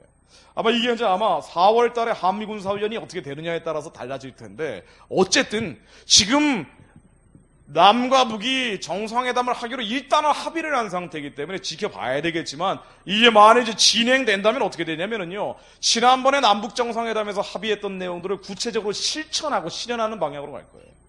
지난번에 남북 정상회담이 2번 있었죠. 김대중 대통령께서 김정일과 만난 2000년 6.15 선언이 있고 노무현 대통령께서 김정일과 만났던 2007년 14선언이 있습니다. 이 2번의 남북 정상회담에서 합의한 내용들이 있어요. 교집 합의 있습니다. 이거를 이번에 새로운 남북 정상회담을 한다면 구체적으로 실현하고 실천하는 방향으로 갈 겁니다. 이게 뭔고 하니? 연방제죠. 그러니까 6.15 선언 2항을 보면은요. 14선언 1항을 보면은 요런 내용이 나옵니다. 우리는 모르고 그냥 다 지나가 버리지만 사실은 굉장히 중요한 선언이었는데 남과 북은 연합제와 남한의 연합제와 북한의 낮은 단계 연방제가 공통점이 있기 때문에 이 방향으로 통일을 한다고 되어 있어요. 근데 사실 남한의 연합제와 북측의 연방제는 공통점이 없어요. 복잡한 얘기입니다만은 또 이제 의아해하실 분이 계실까봐 남한의 연합제는 뭐냐면요 김영삼 대통령 때 나왔던 건데 북한 체제가 무너진 다음에 북한을 관리하는 기관을 연합제로 부르자라고 한 거예요. 대한민국 주도하는 자유민주주의 통일이 됐을 때. 근데 연방제는 뭐냐면 북한 체제가 보존되고 남한 체제와 함께 각각 대표를 뽑아서 지방자치 분권 국가로 가자는 얘기예요. 그러니까 북한이 망하느냐 망하지 않느냐 완전히 다른 거예요. 근데 이 방향으로 공통점이 있다고 하면서 북한의 연방제를 사실상 받아들였죠. 그리고 문재인 대통령께서도 이 연방제로 통일이 돼야 된다고 여러 차례 얘기를 했던 분이에요. 그래서 아마 남북정상회담을 하게 된다면 이 연방제를 구체적으로 실현하고 실천하는 방향으로 가게 될 겁니다. 근데 이 연방제가 뭐냐면요. 연방제는 이런 겁니다. 정말 이게 남북정상회담이 된다면 연방제가 되는 거예요. 우리는 좀 그냥 머리버리 하고 있지만 이게 실제로 되는 겁니다. 통일은요, 이념과 체제 사상이 다른 겁니다. 남과 북이 완전히 다르기 때문에 영이 다른 거예요. 그래서 하나가 되는 게 통일입니다. 통일은 둘 중에 하나예요. 북한식 통일, 한국식 통일. 빨간 통일, 파란 통일. 적화 통일, 자유 통일. 주체혁명, 복음 통일. 중간이 없어요.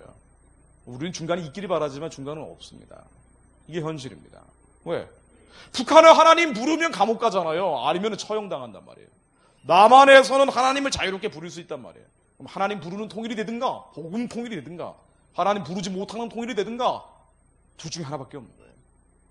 통일은 둘 중에 하나인데 우리는 뭐라고 얘기하느냐. 북한하고 대화하고 협상하고 타협해서 통일할 수 있다고 믿는 거예요. 인간적인 평화, 인간적인 통일이죠. 이게 연방제입니다. 그럴싸하죠. 인본주의는 언제나 그럴싸합니다. 인본주의는 달콤하고 쌉싸름해요. 먹음직도 하고 보암직도 합니다. 우리의 지적인, 혼적인 요소들을 자극하거든요. 굉장히 아름다워 보여요. 그러나 하나님은 그거 하지 말라 그러죠. 예수 그리스도와 베리알이 같이 갈 수 없다고 보죠. 빛과 그림자가 함께 할 수 없다는 거예요. 연방제는요, 인본주의적인 사고를 하고 있는 사람들한테 물어보면은 100에 99명이 다 연방제로 통일하자 그래요. 그래서 정말 남북정상회담이 이루어지면 이 방향으로 통일이 될 거라고 저는 봅니다. 근데 이게 뭐냐? 남한의 체제, 북한의 체제를 내버려 두는 거라고 그랬죠. 그래서 대표를 뽑는 겁니다. 각각 대표를 뽑아서 통일의회를 만들어요. 통일의회를 만들어서 통일을 이제 추진해 나가는 겁니다. 이게 최고 권력기구가 되요. 그럼 어떻게 되겠어요? 이 통일의회가 만들어지면은요, 남한은 남한식으로 국회의원 뽑을 거 아닙니까? 이제 연방제로 통일이 되고 300명 정도의 국회의원을 만들었다고 가정을 하면은요, 통일의회의 의석수가 제일 많은 정당은 언제나 북한의 노동당이 됩니다. 당연한 얘기입니다. 제가 당연한 얘기를 하고 있는 거예요. 왜냐하면 남한은 국민이 많으니까 국회의원 숫자가 많겠지만 남한은 남한식으로 뽑는 거예요. 자유가 있기 때문에 정당이 쪼개져 있죠. 그러나 북한은 정당이 하나잖아요. 조선노동당밖에 없다고요. 국회의원 선거를 하긴 하지만 북한의 투표용지입니다. 이 뒷면에 후보자 이름은 딱 한 명만 인쇄를 합니다. 여기에 모두 다 찬성 투표하는 게 북한의 선거예요.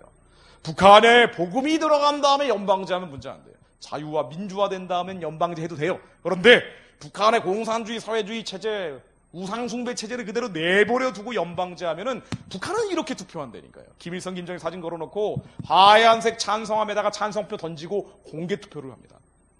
반대표는 검은색 반대함에 넣어야 돼요. 반대함에 넣는 순간 온 가족이 수용소로 끌려가 죽습니다. 이런데 연방제 하면 어떻게 되겠어요? 북한이 일당이 되겠죠. 남한도 노동당 지지하는 사람이 있을 것이고. 그래서 이 연방제 통일은 대법원에서는 위헌이다라고 돼 있어요. 그런데 이제 정치적으로 연방제 하자라고 주장을 자꾸 하니까 이제는 그냥 관행화돼 버린 것 뿐입니다. 그러나 법적으로는 그렇게 돼 있는 거예요. 법을 안 지켜서 그렇지만. 근데 이 연방제가 되면 어떤 일을 할 거라고 북한이 얘기하냐면요. 이 연방제만 되면 그러면 미군을 내보낼 수 있다고 봐요. 미군이 지긋지긋하게 안 나가는데 일단 연방제 국면으로 들어가면은 남과 북이 한 나라가 돼버린 것이기 때문에 당장 적화 통일은 안 된다 그래도 미제국주의자들은 내보낼 수 있다고 보는 거예요. 그래서 북한은 입만 열면 통일이고 입만 열면 미군 철수인데 그 전에 연방제 하자 그래요. 이게 연방제입니다. 그럼 미제국주의자들은 몰아낼 수 있다고 보는 거예요. 이 연방제를 해서 미제국주의자들이 나가야 되는데 이거를 미국이 동의해달라는 거예요. 그리고 이 연방제를 국제적인 차원에서는 평화체제라고 부릅니다. 평화협정이라고 불러요. 간단한 거예요. 근데 용어가 많이 나오니까 그런데 미군이 없는 상태예요. 미군 놈들 나가라는 거예요. 근데 이 평화협정, 평화체제가 돼야 된다라고 북한도 70년 동안 주장해오고 남한의 NLPDI도 70년 동안 주장해오고 여기에 많은 국민들이 평화니까 동의해 주는 거예요. 연방제도 통일이니까 동조해 주는 겁니다. 그리고 이제 여기까지 지금 온 상태입니다. 그리고 또 동의하고 동조하는 세력이 누구냐? 중국과 러시아예요. 지금 중국, 러시아는 너무 신났어요. 왜냐면은 김정은이 너무 귀여운 거예요. 얘가 핵무기 가지고 장난을 잘 해주니까 한반도에서 미제국주의자들을 몰아낼 수 있다고 보는 거예요. 미군이 남쪽에서 나가버리면 중국의 영향력은 폭발적으로 드러납니다. 러시아도 마찬가지예요. 그 지난해 7월 4일날 미군 나가라고요. 시진핑하고 푸틴이 합의를 했어요. 한반도 문제로. 지들이 뭔데 남의 나라에서 감나라 대추 나라예요. 이게 쌍중단 쌍궤병행 그러는데 이거 어려운 얘기고요. 잘 됐다는 게 지금 너무 좋은 거예요. 시진핑 푸틴은. 잘 됐다. 이제 한미훈련은 완전히 중단해버리고 평화협정을 맺어서 미군 나가라 그랬어요. 이게 한반도의 미래가 돼야 된다. 라고 얘기하니까 이틀 뒤에 한국 대통령께서도 베를린에 가서 선언하신 거예요. 이 방향으로 가자. 평화협정과 평화체제로 가자라고 베를린 선언이라는 걸 하신 겁니다. 베를린이 굉장히 영적인 도시죠. 통일이 이루어진 도시기도 하고.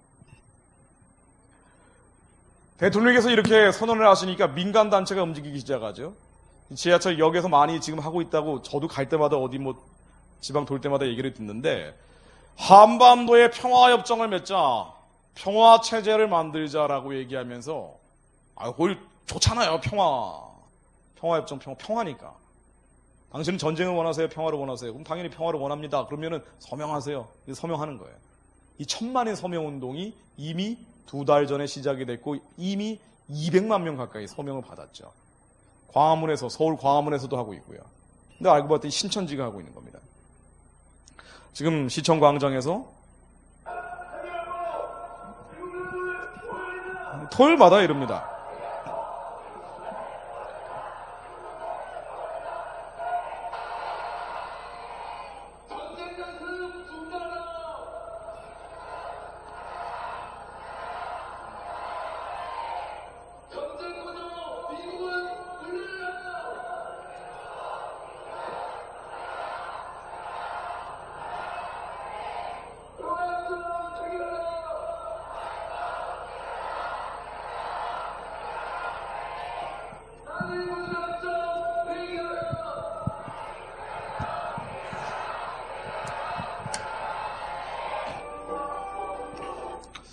평화협정 맺고 미군 철수한 사례입니다. 예전에 그런 사례가 있죠. 그렇게 해서 평화가 오면 다행이지만 온 사례는 없습니다. 평화가 아니라 전쟁이 왔죠, 오히려. 베트남 사례 잘 아실 겁니다. 1973년도에 평화협정을 맺고 2달 뒤에 미군이 다 남월남에서 철수했죠. 평화가 온 게 아니라 북월맹이 2년 뒤에 밀고 내려와서 더 큰 전쟁이 났습니다. 그럼에도 왜 평화협정을 맺고 미군 철수하는 것에 대해서 동의를 해줬느냐? 북월맹이 가난하고 굶주리니까 자신만만했던 거예요. 근데 이건 영적 전쟁이라는 걸 잘 몰랐던 겁니다. 평화협정 맺고 미군 철수한 뒤에 더 큰 전쟁이 나서 북월맹이 밀고 내려왔는데 총도 없는 북월맹 군대가 워커도 없는 북월맹 군대가 타이어 잘라가지고 철사로 묶고 워커만 들고 죽창 들고 내려왔다는 거 아니에요. 그리고 남쪽에 알고 봤더니 그 민족주의자 평화주의자들이 공산당이었다는 거죠. 그래가지고 55일 만에 전쟁 끝나고 200만 명이 죽은 거예요. 그리고 100만 명 넘는 사람이 수용소로 갇혔습니다. 그리고 79만 명이 보트 타고 도망다니기 시작했죠. 한반도에서 평화협정 맺고 미군 철수한 거하고 유사한 사례가 있죠. 1948년 8월 15일 날 건국되고 49년도 6월 30일 날 주한미군이 3만 명 넘는 사람들이 다 철수했죠. 그리고 2년 뒤에 북한이 일으킨 게 6.25 사변입니다. 그러니까 이게 꼭 평화협정 맺고 미군 철수해서 전쟁 난다. 단정적으로 얘기하는 건 아니에요. 그렇지는 않습니다. 북한이 평화협정 맺고 미군 철수한 다음에 안 내려올 수도 있습니다. 핵폭탄은 있지만 안 내려오면 내려올 필요가 없다는 거예요. 한국의 체제가 바뀌어버렸으면 북한식으로 바뀌어버리면 안 내려올 겁니다. 그래서 평화협정 맺고 미군 철수에서도 곧 전쟁 난다고 얘기하는 건 과장된 얘기예요. 저도 여기 동의합니다. 그러나 안 내려온다면 한국이 북한식으로 체제가 바뀌었다는 걸 뜻해요. 그러겠죠. 아니면은 이제 북한이 시키는 대로 잘하고 있든가. 그러니까 우리는 이게 평화를 위해서라고 얘기하는데 평화를 위해서 핵폭탄 가진 김정은 정권과 잘 해보는 차원에서 점점 밑으로 끌려가는 거예요. 그럼 적화되겠느냐? 전쟁 나겠느냐? 그렇죠. 적화도 전쟁도 안 날 수도 있는데 이 핵무기 미사일이라는 게 그런 거예요. 정치적인 무기니까 밑으로 그냥 기어 들어가는 거예요. 근데 북한의 우상체제 밑으로 기어 들어가는 거예요. 이게 이제 영적으로 문제가 되는 거죠. 당장 이 상황들이 안 벌어졌기 때문에 별거 아니다라고 할지 모르지만 이 상황들이 이제 벌어지기 시작할 때는 늦어버리겠죠. 자, 그런데 북한이 안 내려오는 거는 한국의 체제가 바뀌는 거라고 말씀드렸는데요. 이게 이제 심각한 일이, 사실 지금까지 말씀드린 건 분위기고, 심각한 일이 6월 달에 벌어지는 겁니다. 이게 심각한 문제예요. 한국의 체제를 바꾸겠다는 거죠. 뭐 여기 계신 분들은 대충 알지 않으실까 싶습니다. 조용목 목사님도 뭐 누차 이 말씀을 하고 계시더라고요. 이른바 그 미디어에서는 조용목 목사님을 엄청나게 지금 비난하고 있는데 이 문제 때문이죠. 지금까지 드린 거는 이제 전반적인 분위기인데 이런 분위기에서 한국의 시스템을 바꾸려는 거예요. 한국의 시스템은 자유민주주의 시장경제고 북한은 민중민주주의 사회주의라고 얘기합니다. 이 뭐냐면은요, 자유민주주의에서 자유를 떼버리면 그건 전혀 다른 게 돼버려요. 자유민주주의는 19살 넘는 사람들은 다 국민이 되는 자격을 부여하는 거예요. 그런데 여기에서 자유가 빠져버리면 어떻게 되느냐? 1% 특권층은 주인이 아니에요. 1% 특권층은 국민이 아니에요. 박근혜, 이명박, 이재용 이런 부류들은 주인 자격을 뺏어버리자는 거예요. 즉, 땀 흘려 일하지 않는 인민이 아닌 자, 민중이 아닌 자는 주인이 아니라는 게 민중이 주인이 되고 인민이 주인이 되는 민중민주주의, 인민민주주의. 이게 자유민주주의와 그냥 민주주의의 차이입니다. 그냥 민주주의는 뭐냐? 이 민중민주주의, 인민민주주의를 다 포함하는 개념이라 그러는데 사실은 인민민주주의, 민중민주주의. 정치적으로는 이렇고요. 경제적으로는 자유민주주의, 시장경제가 같이 갑니다. 시장경제는 자유로운 경제죠. 이 자유로운 경제를 인민과 민중이 1% 특권층, 1% 기득권 이들을 척결할 때까지 계획된 경제 적극적으로 개입하고 간섭하고 조정하면서 무상 보급, 무상 의료, 무상 교육을 해나가자는 거예요. 이걸 사회주의 경제라고 얘기하고 사회적 경제라고도 얘기합니다. 그런데 이번에 헌법을 바꾼다 그러잖아요. 6월 13일 날 지방선거 때. 일본은 헌법 조항 하나 바꾸는 거 가지고 30년을 토론하고 있어요. 미국은 조항하는 거를 집어넣은 걸 가지고 50년 동안 토론한다고요. 근데 우리는 국민이 뭔지도 모르는데 얼렁뚱땅 6월 13일 날 통과시키겠대요. 내용이나 좀 얘기를 해주든가 속 시원하게. 이런 내용대로 갈 거라고 합니다. 국회에서 밑에 좀 잘려 있는데요. 국회에서 지난 1년 동안 연구를 해서 헌법 개정을 이런 방향으로 하자라고 초안을 발표를 했어요. 이 초안대로 가자라고 지금 여당에서는 환영하고 있는 상태입니다. 그래서 아마 이 초안대로 진행이 될 거라는 것만 추측이 되고 있는 거예요. 아직 확정된 안은 나오질 않았어요. 그러나 국회에서 이미 발표한 초안이 있습니다. 이 초안을 잠깐 들여다보면요, 좀 섬뜩한 내용들이 많습니다. 네, 여기 있네요. 헌법 개정 초안이라고 하죠. 공식적인 안이에요. 제가 잠깐만 설명을 드리겠습니다. 시간이 없어 이걸 뺄까 넣을까 하다가 이건 중요하기 때문에 제가 넣었는데요. 헌법을 바꾸는 내용들을 들여다보니까 국가보안법이라는 거 아시죠? 이 국가보안법을 없애는 방향으로 헌법 조항을 바꿔놨어요. 왜냐하면 국가안전보장을 위해서 기본권을 제한할 수 있다고 되어 있는데 국가안전보장을 위해서는 어떤 기본권도 제한할 수 없도록 해놨어요. 근데 이 국가보안법이 결과적으로는 사라집니다. 게다가 사상의 자유를 갖는다라는 것을 신설했어요. 당연히 사상의 자유를 가져야죠. 그런데 모든 국가가 국가를 부정하는 사상까지 허용하지는 않습니다. 근데 한국은 다 허용하는 거예요. 그럼 공산주의, 사회주의 이건 지금 다 허용되어 있지만 주체 사상으로 혁명하겠다는 것도 허용이 됩니다. 그리고 과격 이슬람주의자들도 허용을 하는 거죠.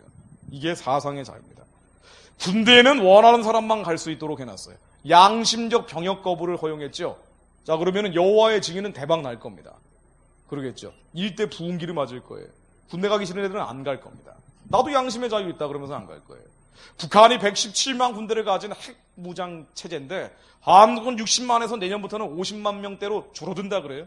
원하는 사람만 군대 간다 그러면은요 117만 핵무장 체제한테 질질 끌려다니겠죠. 돈 달라면 돈 줘야 돼요.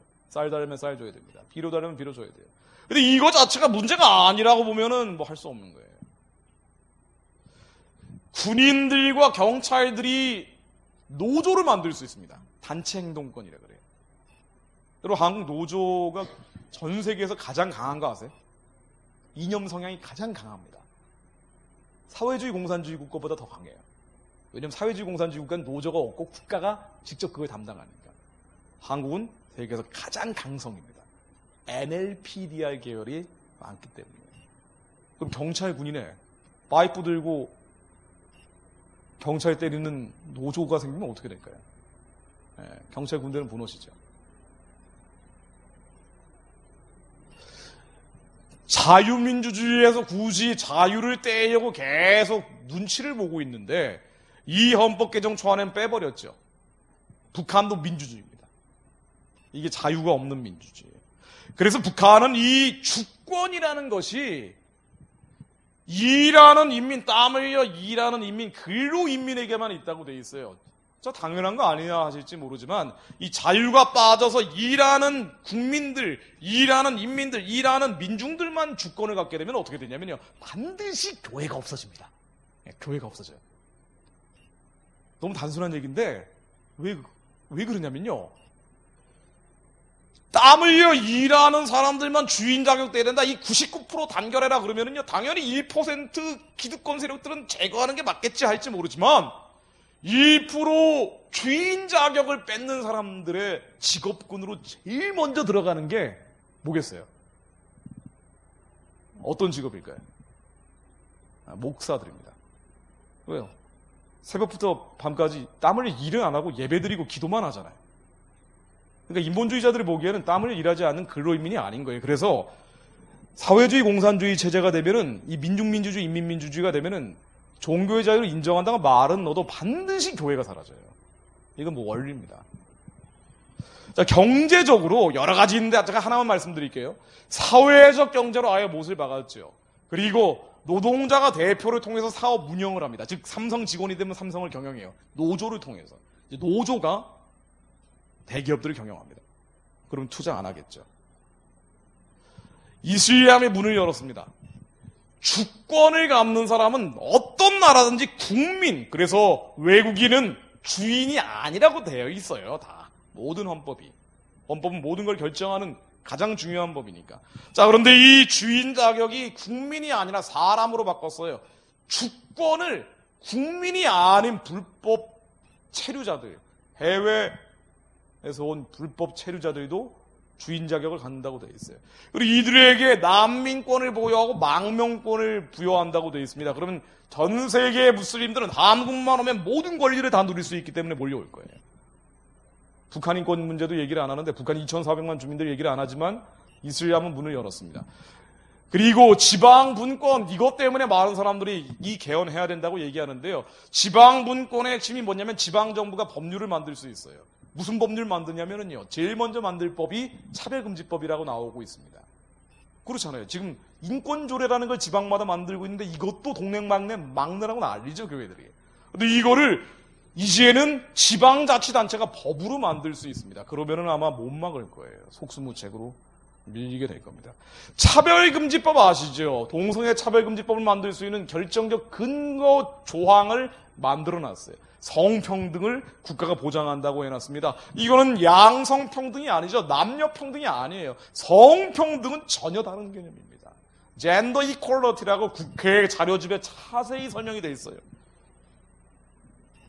이거는 LGBT, 레즈비언, 게이, 바이섹슈얼, 트랜스젠더, 지금 서양에는 한 70개 정도의 성을 자기가 결정할 수 있다고 되어 있어요. 남자가 여자가 아니고 여자 애들만 보면은 남자같이 됐다가 남자 애들만 보면 여자같이 되는 그런 성도 있어요.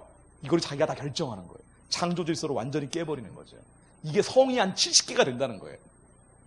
이 많은 성들을 다 평등하게, 즉 이들에게 보호를 해줘야 된다는 게 양성평등이 아닌 성평등이에요. 젠더 이퀄러티입니다.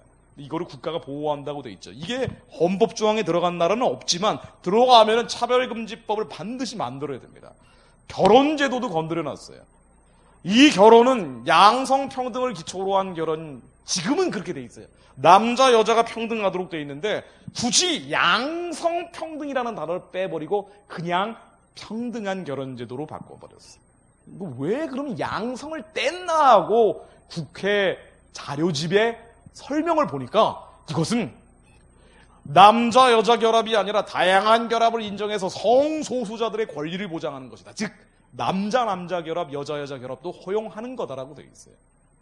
동사무소에 남자가 가서 결혼 혼인신고 받아주세요. 그럼 받아줘야 되는 거예요. 아시아 최초의 동성결혼 합법 국가가 됩니다. 그 다음에는 어떻게 될까요? 역사적인 사례를 보자면 동성애 차별금지법이 통과되고 동성결혼이 합법화되면 교회는 초토화됩니다. 이건 공식이에요. 왜냐하면 반기독교 세력들이 동성애 문제를 인권이라는 이유로 교회 파괴의 도구로 사용을 해요.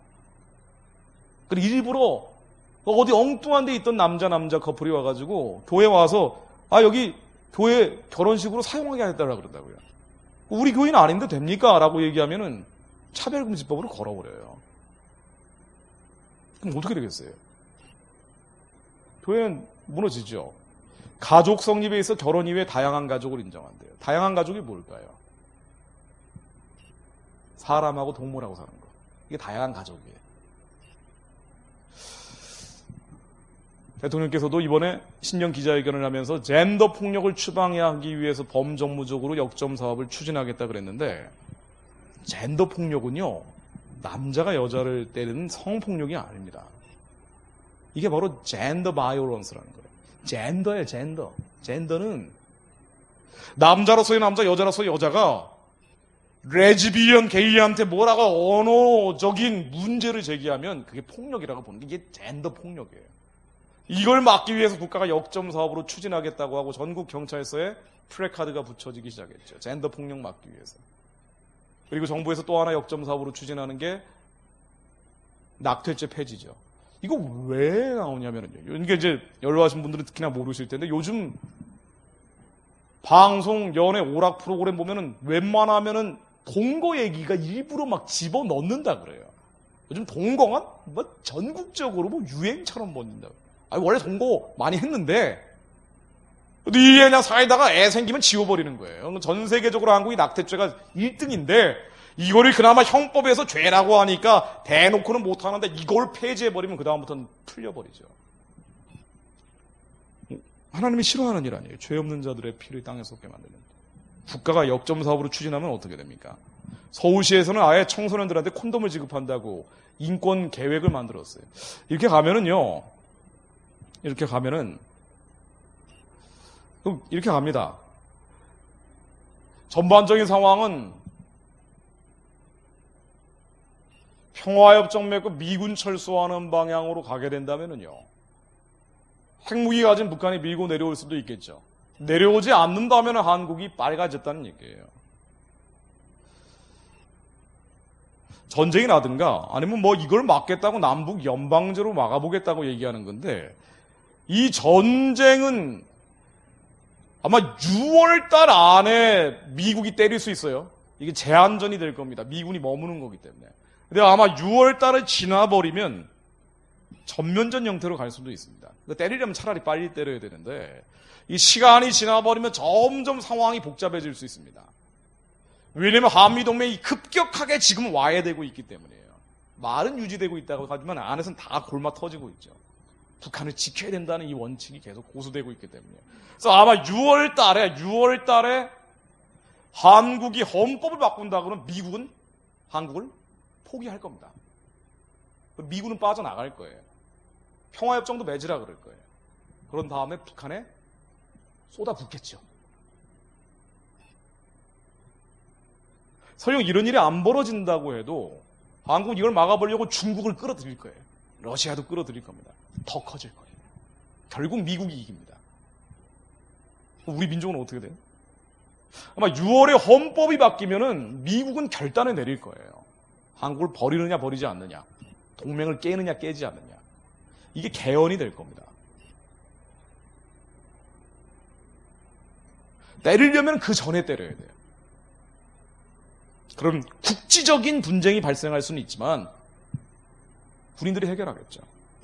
그러나 6월 이후에 정말 헌법이 바뀐 다음에 때리면 그때는요, 차라리 한국이 엉망진창이니까 미국이 한번 때리면 좋다 할지 모르지만 그때는 정말 큰일이 날 수 있습니다.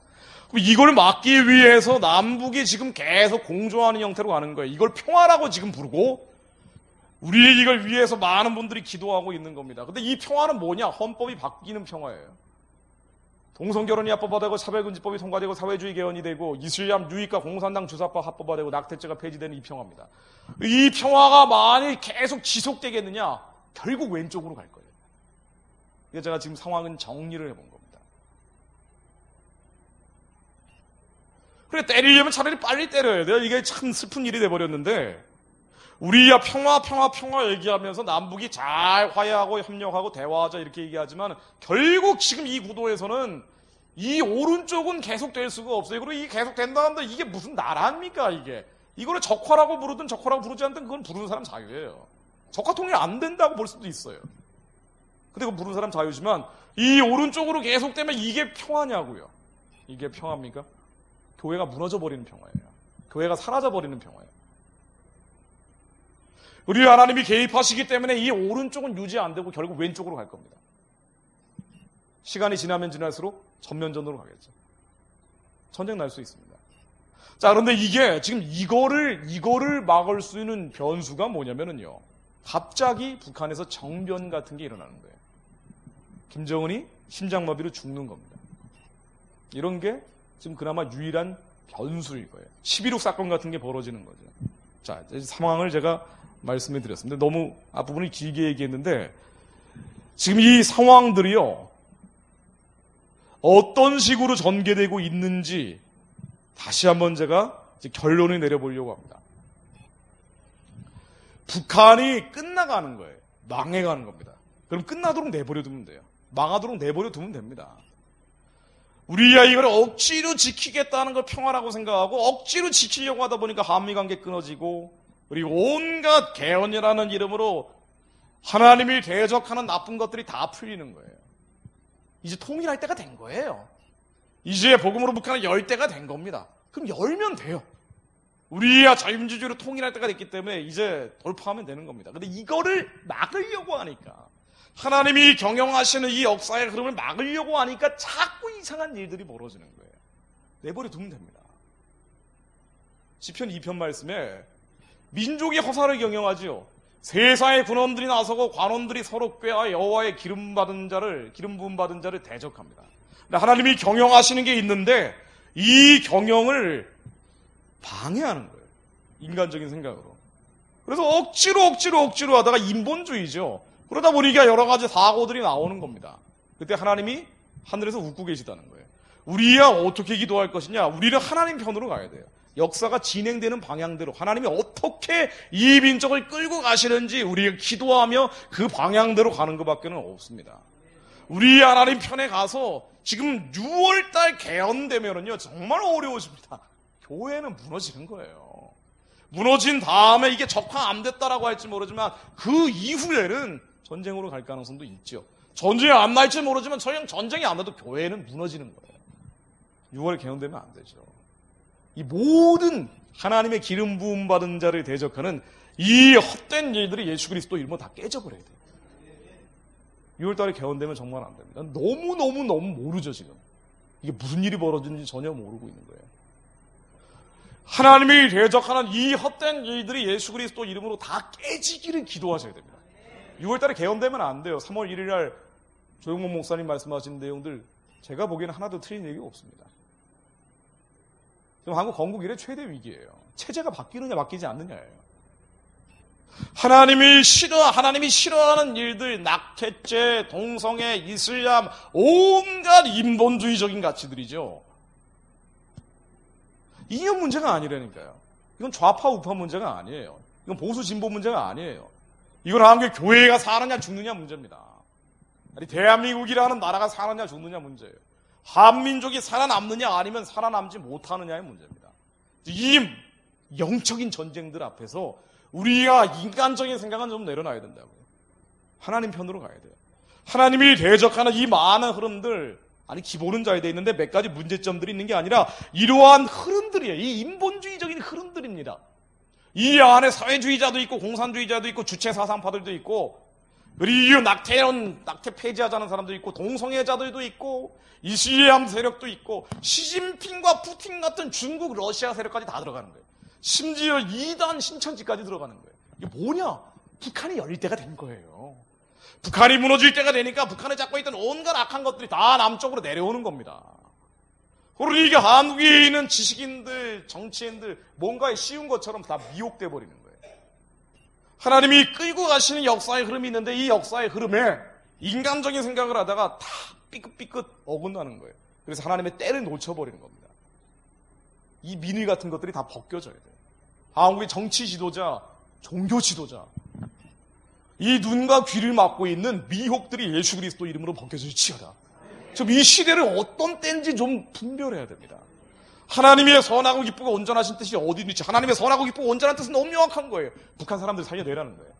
이제 2,400만 동포들이 구원받을 때가 됐다는 거예요. 해방될 때가 됐다는 거예요.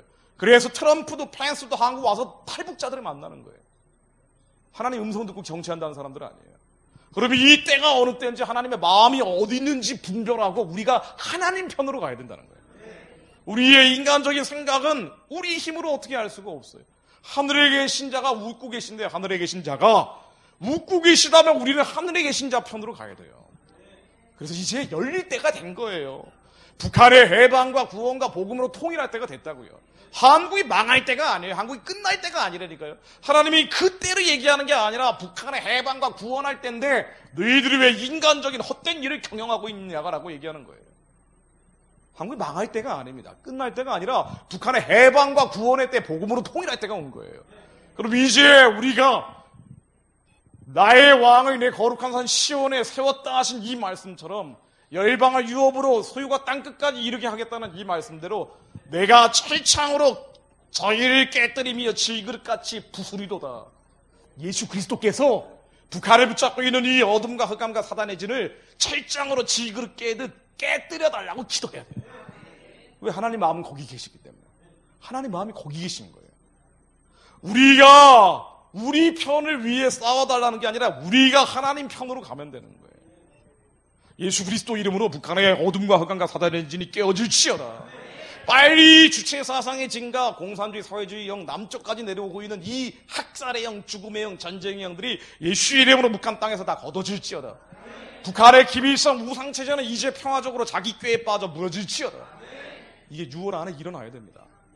정말 이게 시간 지나버리면 정말 골치 아파져요. 6월 달 안에 개헌을 꾸미고 있는 이 모든 어둠의 계획들, 흑암의 계획들이 다 깨져버리고 4월, 5월, 6월에 한미군사훈련 한다 그래요. 근데 이게 할지 안 할지도 지금 발표가 안 돼 있는데요. 이게 예정대로 진행되면 북한이 난리 치겠죠. 북한이 도발할 수도 있습니다. 여러분, 북한이 도발한다고 놀라실 필요 없어요. 북한이 도발하든 안 하든 우리의 기도가 하나님 앞에 상달이 되면 하나님께서 철장으로 질그릇 깨듯 북한의 영적 진을 깨버리실 거예요. 깨버리면요 하나님이 하시는 일인데 불가능한 게 있겠습니까? 4월, 5월, 6월 달에 김정은이 스트레스를 너무 받아가지고 갑자기 쓰러져 버릴 수도 있어요. 그리고 그 다음날 새로운 지도자가 되는데 북한의 치아 기독교인이 새로운 지도자가 될 수도 있어요. 하나님이 하시는데 이걸 못하겠냐고요. 우리의 기도는 뭔가 아니 우리의 이 상황에서 겁먹고 두려워하고 떠는 것이 아니고요. 골리앗이 몰려오고 있다는 얘기를 한 거죠. 저는 맞습니다. 그러나 믿음 없는 유대인들은 두려워 떨며 숨어버렸어요. 질질 짜고 울었습니다. 우리의 믿음 없는 자와 같이 하는 게 아니라 다윗처럼 담대하게 이 싸움은 여호와께 달린 싸움이라고 돌려드려야 돼요. 우리 여호와께서 이미 주님의 빛을 우리 안에 주셨기 때문에 우리 안에 계신 예수 그리스도 이름으로 철장으로 저 질그릇을 깨듯 북한의 어두운 신이 깨지라고 선포해야 됩니다. 이제 완전히 깨져버려야 돼요. 우리의 기도에 합한 만큼 하나님은 역사하실 거예요. 제일 좋은 거는요, 북한의 정변이나 아니면 김정은이 병사할 수도 있고요. 평화적으로 북한 체제가 와장창 그 안에서 무너져 내리는 거예요. 미국이 북한 안 때려도 돼요. 우리의 기도가 이루어지면 하나님이 직접 역사하시기 때문에. 그럼 제일 좋잖아요. 국지전이든 전면전이든 그거 좋아하진 않잖아요. 우리의 기도가 좀 모자라면 아마 국지전 형태가 벌어지면서 북한이 무너질 겁니다. 더 모자라면 전면전으로 가겠죠. 더 모자라면 한국은 동성애 이슬람과 주사파 공산주의 사회주의자들이 판을 치는 교회 없는 나라가 될 거예요. 이게 최악이에요.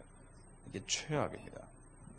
기도하는 자들이 있기에 우리가 예수 그리스도 이름으로 믿음으로 선포하며 기도합니다.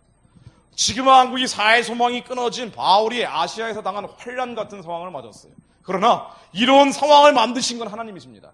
이런 상황을 만드신 분이 하나님이세요. 우리가 이 상황을 믿을 사람이 없게 만든 거예요. 대통령도 정치인도 누구도 욕할 필요도 없어요. 사실은 우리의 문제예요. 우리가 하나님께 가면 하나님이 해결해 달라고 기도하기 위해서 이 상황을 만드신 거예요. 아시아에서 당한 환란을 너희들에게 알리기 원하는데 내가 사회 소망이 끊어지고 사형 선고를 받은 줄 알았다고 다윗이 고백을 하죠. 이건 왜 그랬는고 하니 오직 죽은 자를 다시 살리신 하나님만 믿게 하기 위해서. 우리가 오직 죽은 자를 다시 살리신 하나님만 믿는 이 믿음이 생기면 하나님이 역사하신다는 거예요. 이 상황을 일부러 하나님만 믿는 백성들을 만들어내려고 하나님이 만들어내신 거예요. 우리의 나라가 망할 상황이고 끝날 상황이어서가 아니고 하나님만 믿는 백성들이 나와야 제사장 나라가 되거든요. 하나님만 믿는 백성들이 돼야 한국의 알렌 선교사, 언더우드 선교사, 아펜젤러 선교사가 한국에 교회 세우고 학교 짓고 병원 세우며 죽어갔던 것처럼 한국의 꿈을 잃어버린 다음 세대가 북한에 교회 세우고 학교 세우고 병원 세우면서 이제 만주와 연해주로 복음 전함에 뻗어가는 거거든요. 이런 사람들이 나오길 바라는 거예요. 세계 열방을 섬기는 제사장 백성으로 삼으시려는 거예요. 그러려면 하나님만 믿는 사람이 필요해요. 하나님만 믿는 사람들. 그래서 우리를 사망의 훔치면 골짜기로 몰아가신 겁니다. 그래서 우리를 절망의 구렁텅이에 빠뜨리신 거예요. 여기에서 하나님만 믿으면 돼요. 하나님이 이걸 하실 수 있다고 믿으면 돼요. 하나님이 이 땅에 재앙이 아니라 평안이요 장래의 소망을 주시는 분임을 믿으면 됩니다. 믿으면 사자구리에 빠진 것 같은 한국이 털끝 하나 다치지 않고 다니엘처럼 살아날 거예요. 우리가 믿으면 오직 하나님의 이 놀라우신 역사를 믿으면 13만 5천의 미디안 전사들 앞에서 300명의 기도원 용사가 말씀을 선포할 때, 이 믿음의 선포를 할 때 13만 5천 명이 동무들끼리 칼로 치고받으며 스스로 무너졌던 것처럼 북한과 남한의 주체 사상파들도 스스로 무너져 버립니다. 지금 믿음의 싸움을 하는 거예요. 우리 눈으로 보이는 상황은 암담하고 귀에 들리는 환경은 절망적이지만 이 눈에 보이는 걸 믿지 말라는 거예요. 귀에 들리는 걸 믿지 말라는 겁니다. 미디어를 통해서 계속 절망의 영들이 들어오죠. 그러나 우리는 우리 안에 계신 주님의 말씀을 믿습니다. 우리 안에서 역사하시는 하나님의 그 놀라운 영광을 믿는 거예요. 이리 오라고 하는 예수님의 음성을 듣고 가는 거예요. 그러려면은요, 우리 머릿속에 있는 하나님을 대적했던 모든 견고한 진들이 무너져버려야 돼요. 우리 안에 이론들이 깨져버려야 돼요. 우리 안에 하나님이 대적했던 생각들이 다 예수의 십자가 아래 묶임받아야 돼요. 그러면 하나님의 영광이 일어나면서 우리를 온전히 통치하고 이 나라를 뒤집으실 겁니다. 오직 하나님만 믿는 백성들로 세계 열방을 섬기게 하실 거예요. 기도해야 됩니다. 살려달라고 기도하기 전에 우리가 하나님께 돌아가는 기도를 해야 돼요. 우리의 이 모든 인본주의적인 생각들, 이게 참 독소예요. 이 인본주의적인 생각들 다 깨버리고 가면은요, 김정은 얼마 안 남았어요. 악이 악을 죽이고 있는 겁니다. 그러면 한국의 선거판도 바뀔 겁니다. 북한이 열리면 뻗어가는 거예요. 우리의 복음 들고 뻗어가는 겁니다. 우리의 다음 세대가 더 넓은 영토, 더 열린 길 따라서 뻗어가는 거예요. 하나님 그거 하라는 거예요. 그 길을 열기 원하시는 겁니다. 오직 믿음으로, 오직 예수의 이름으로 기도하겠습니다.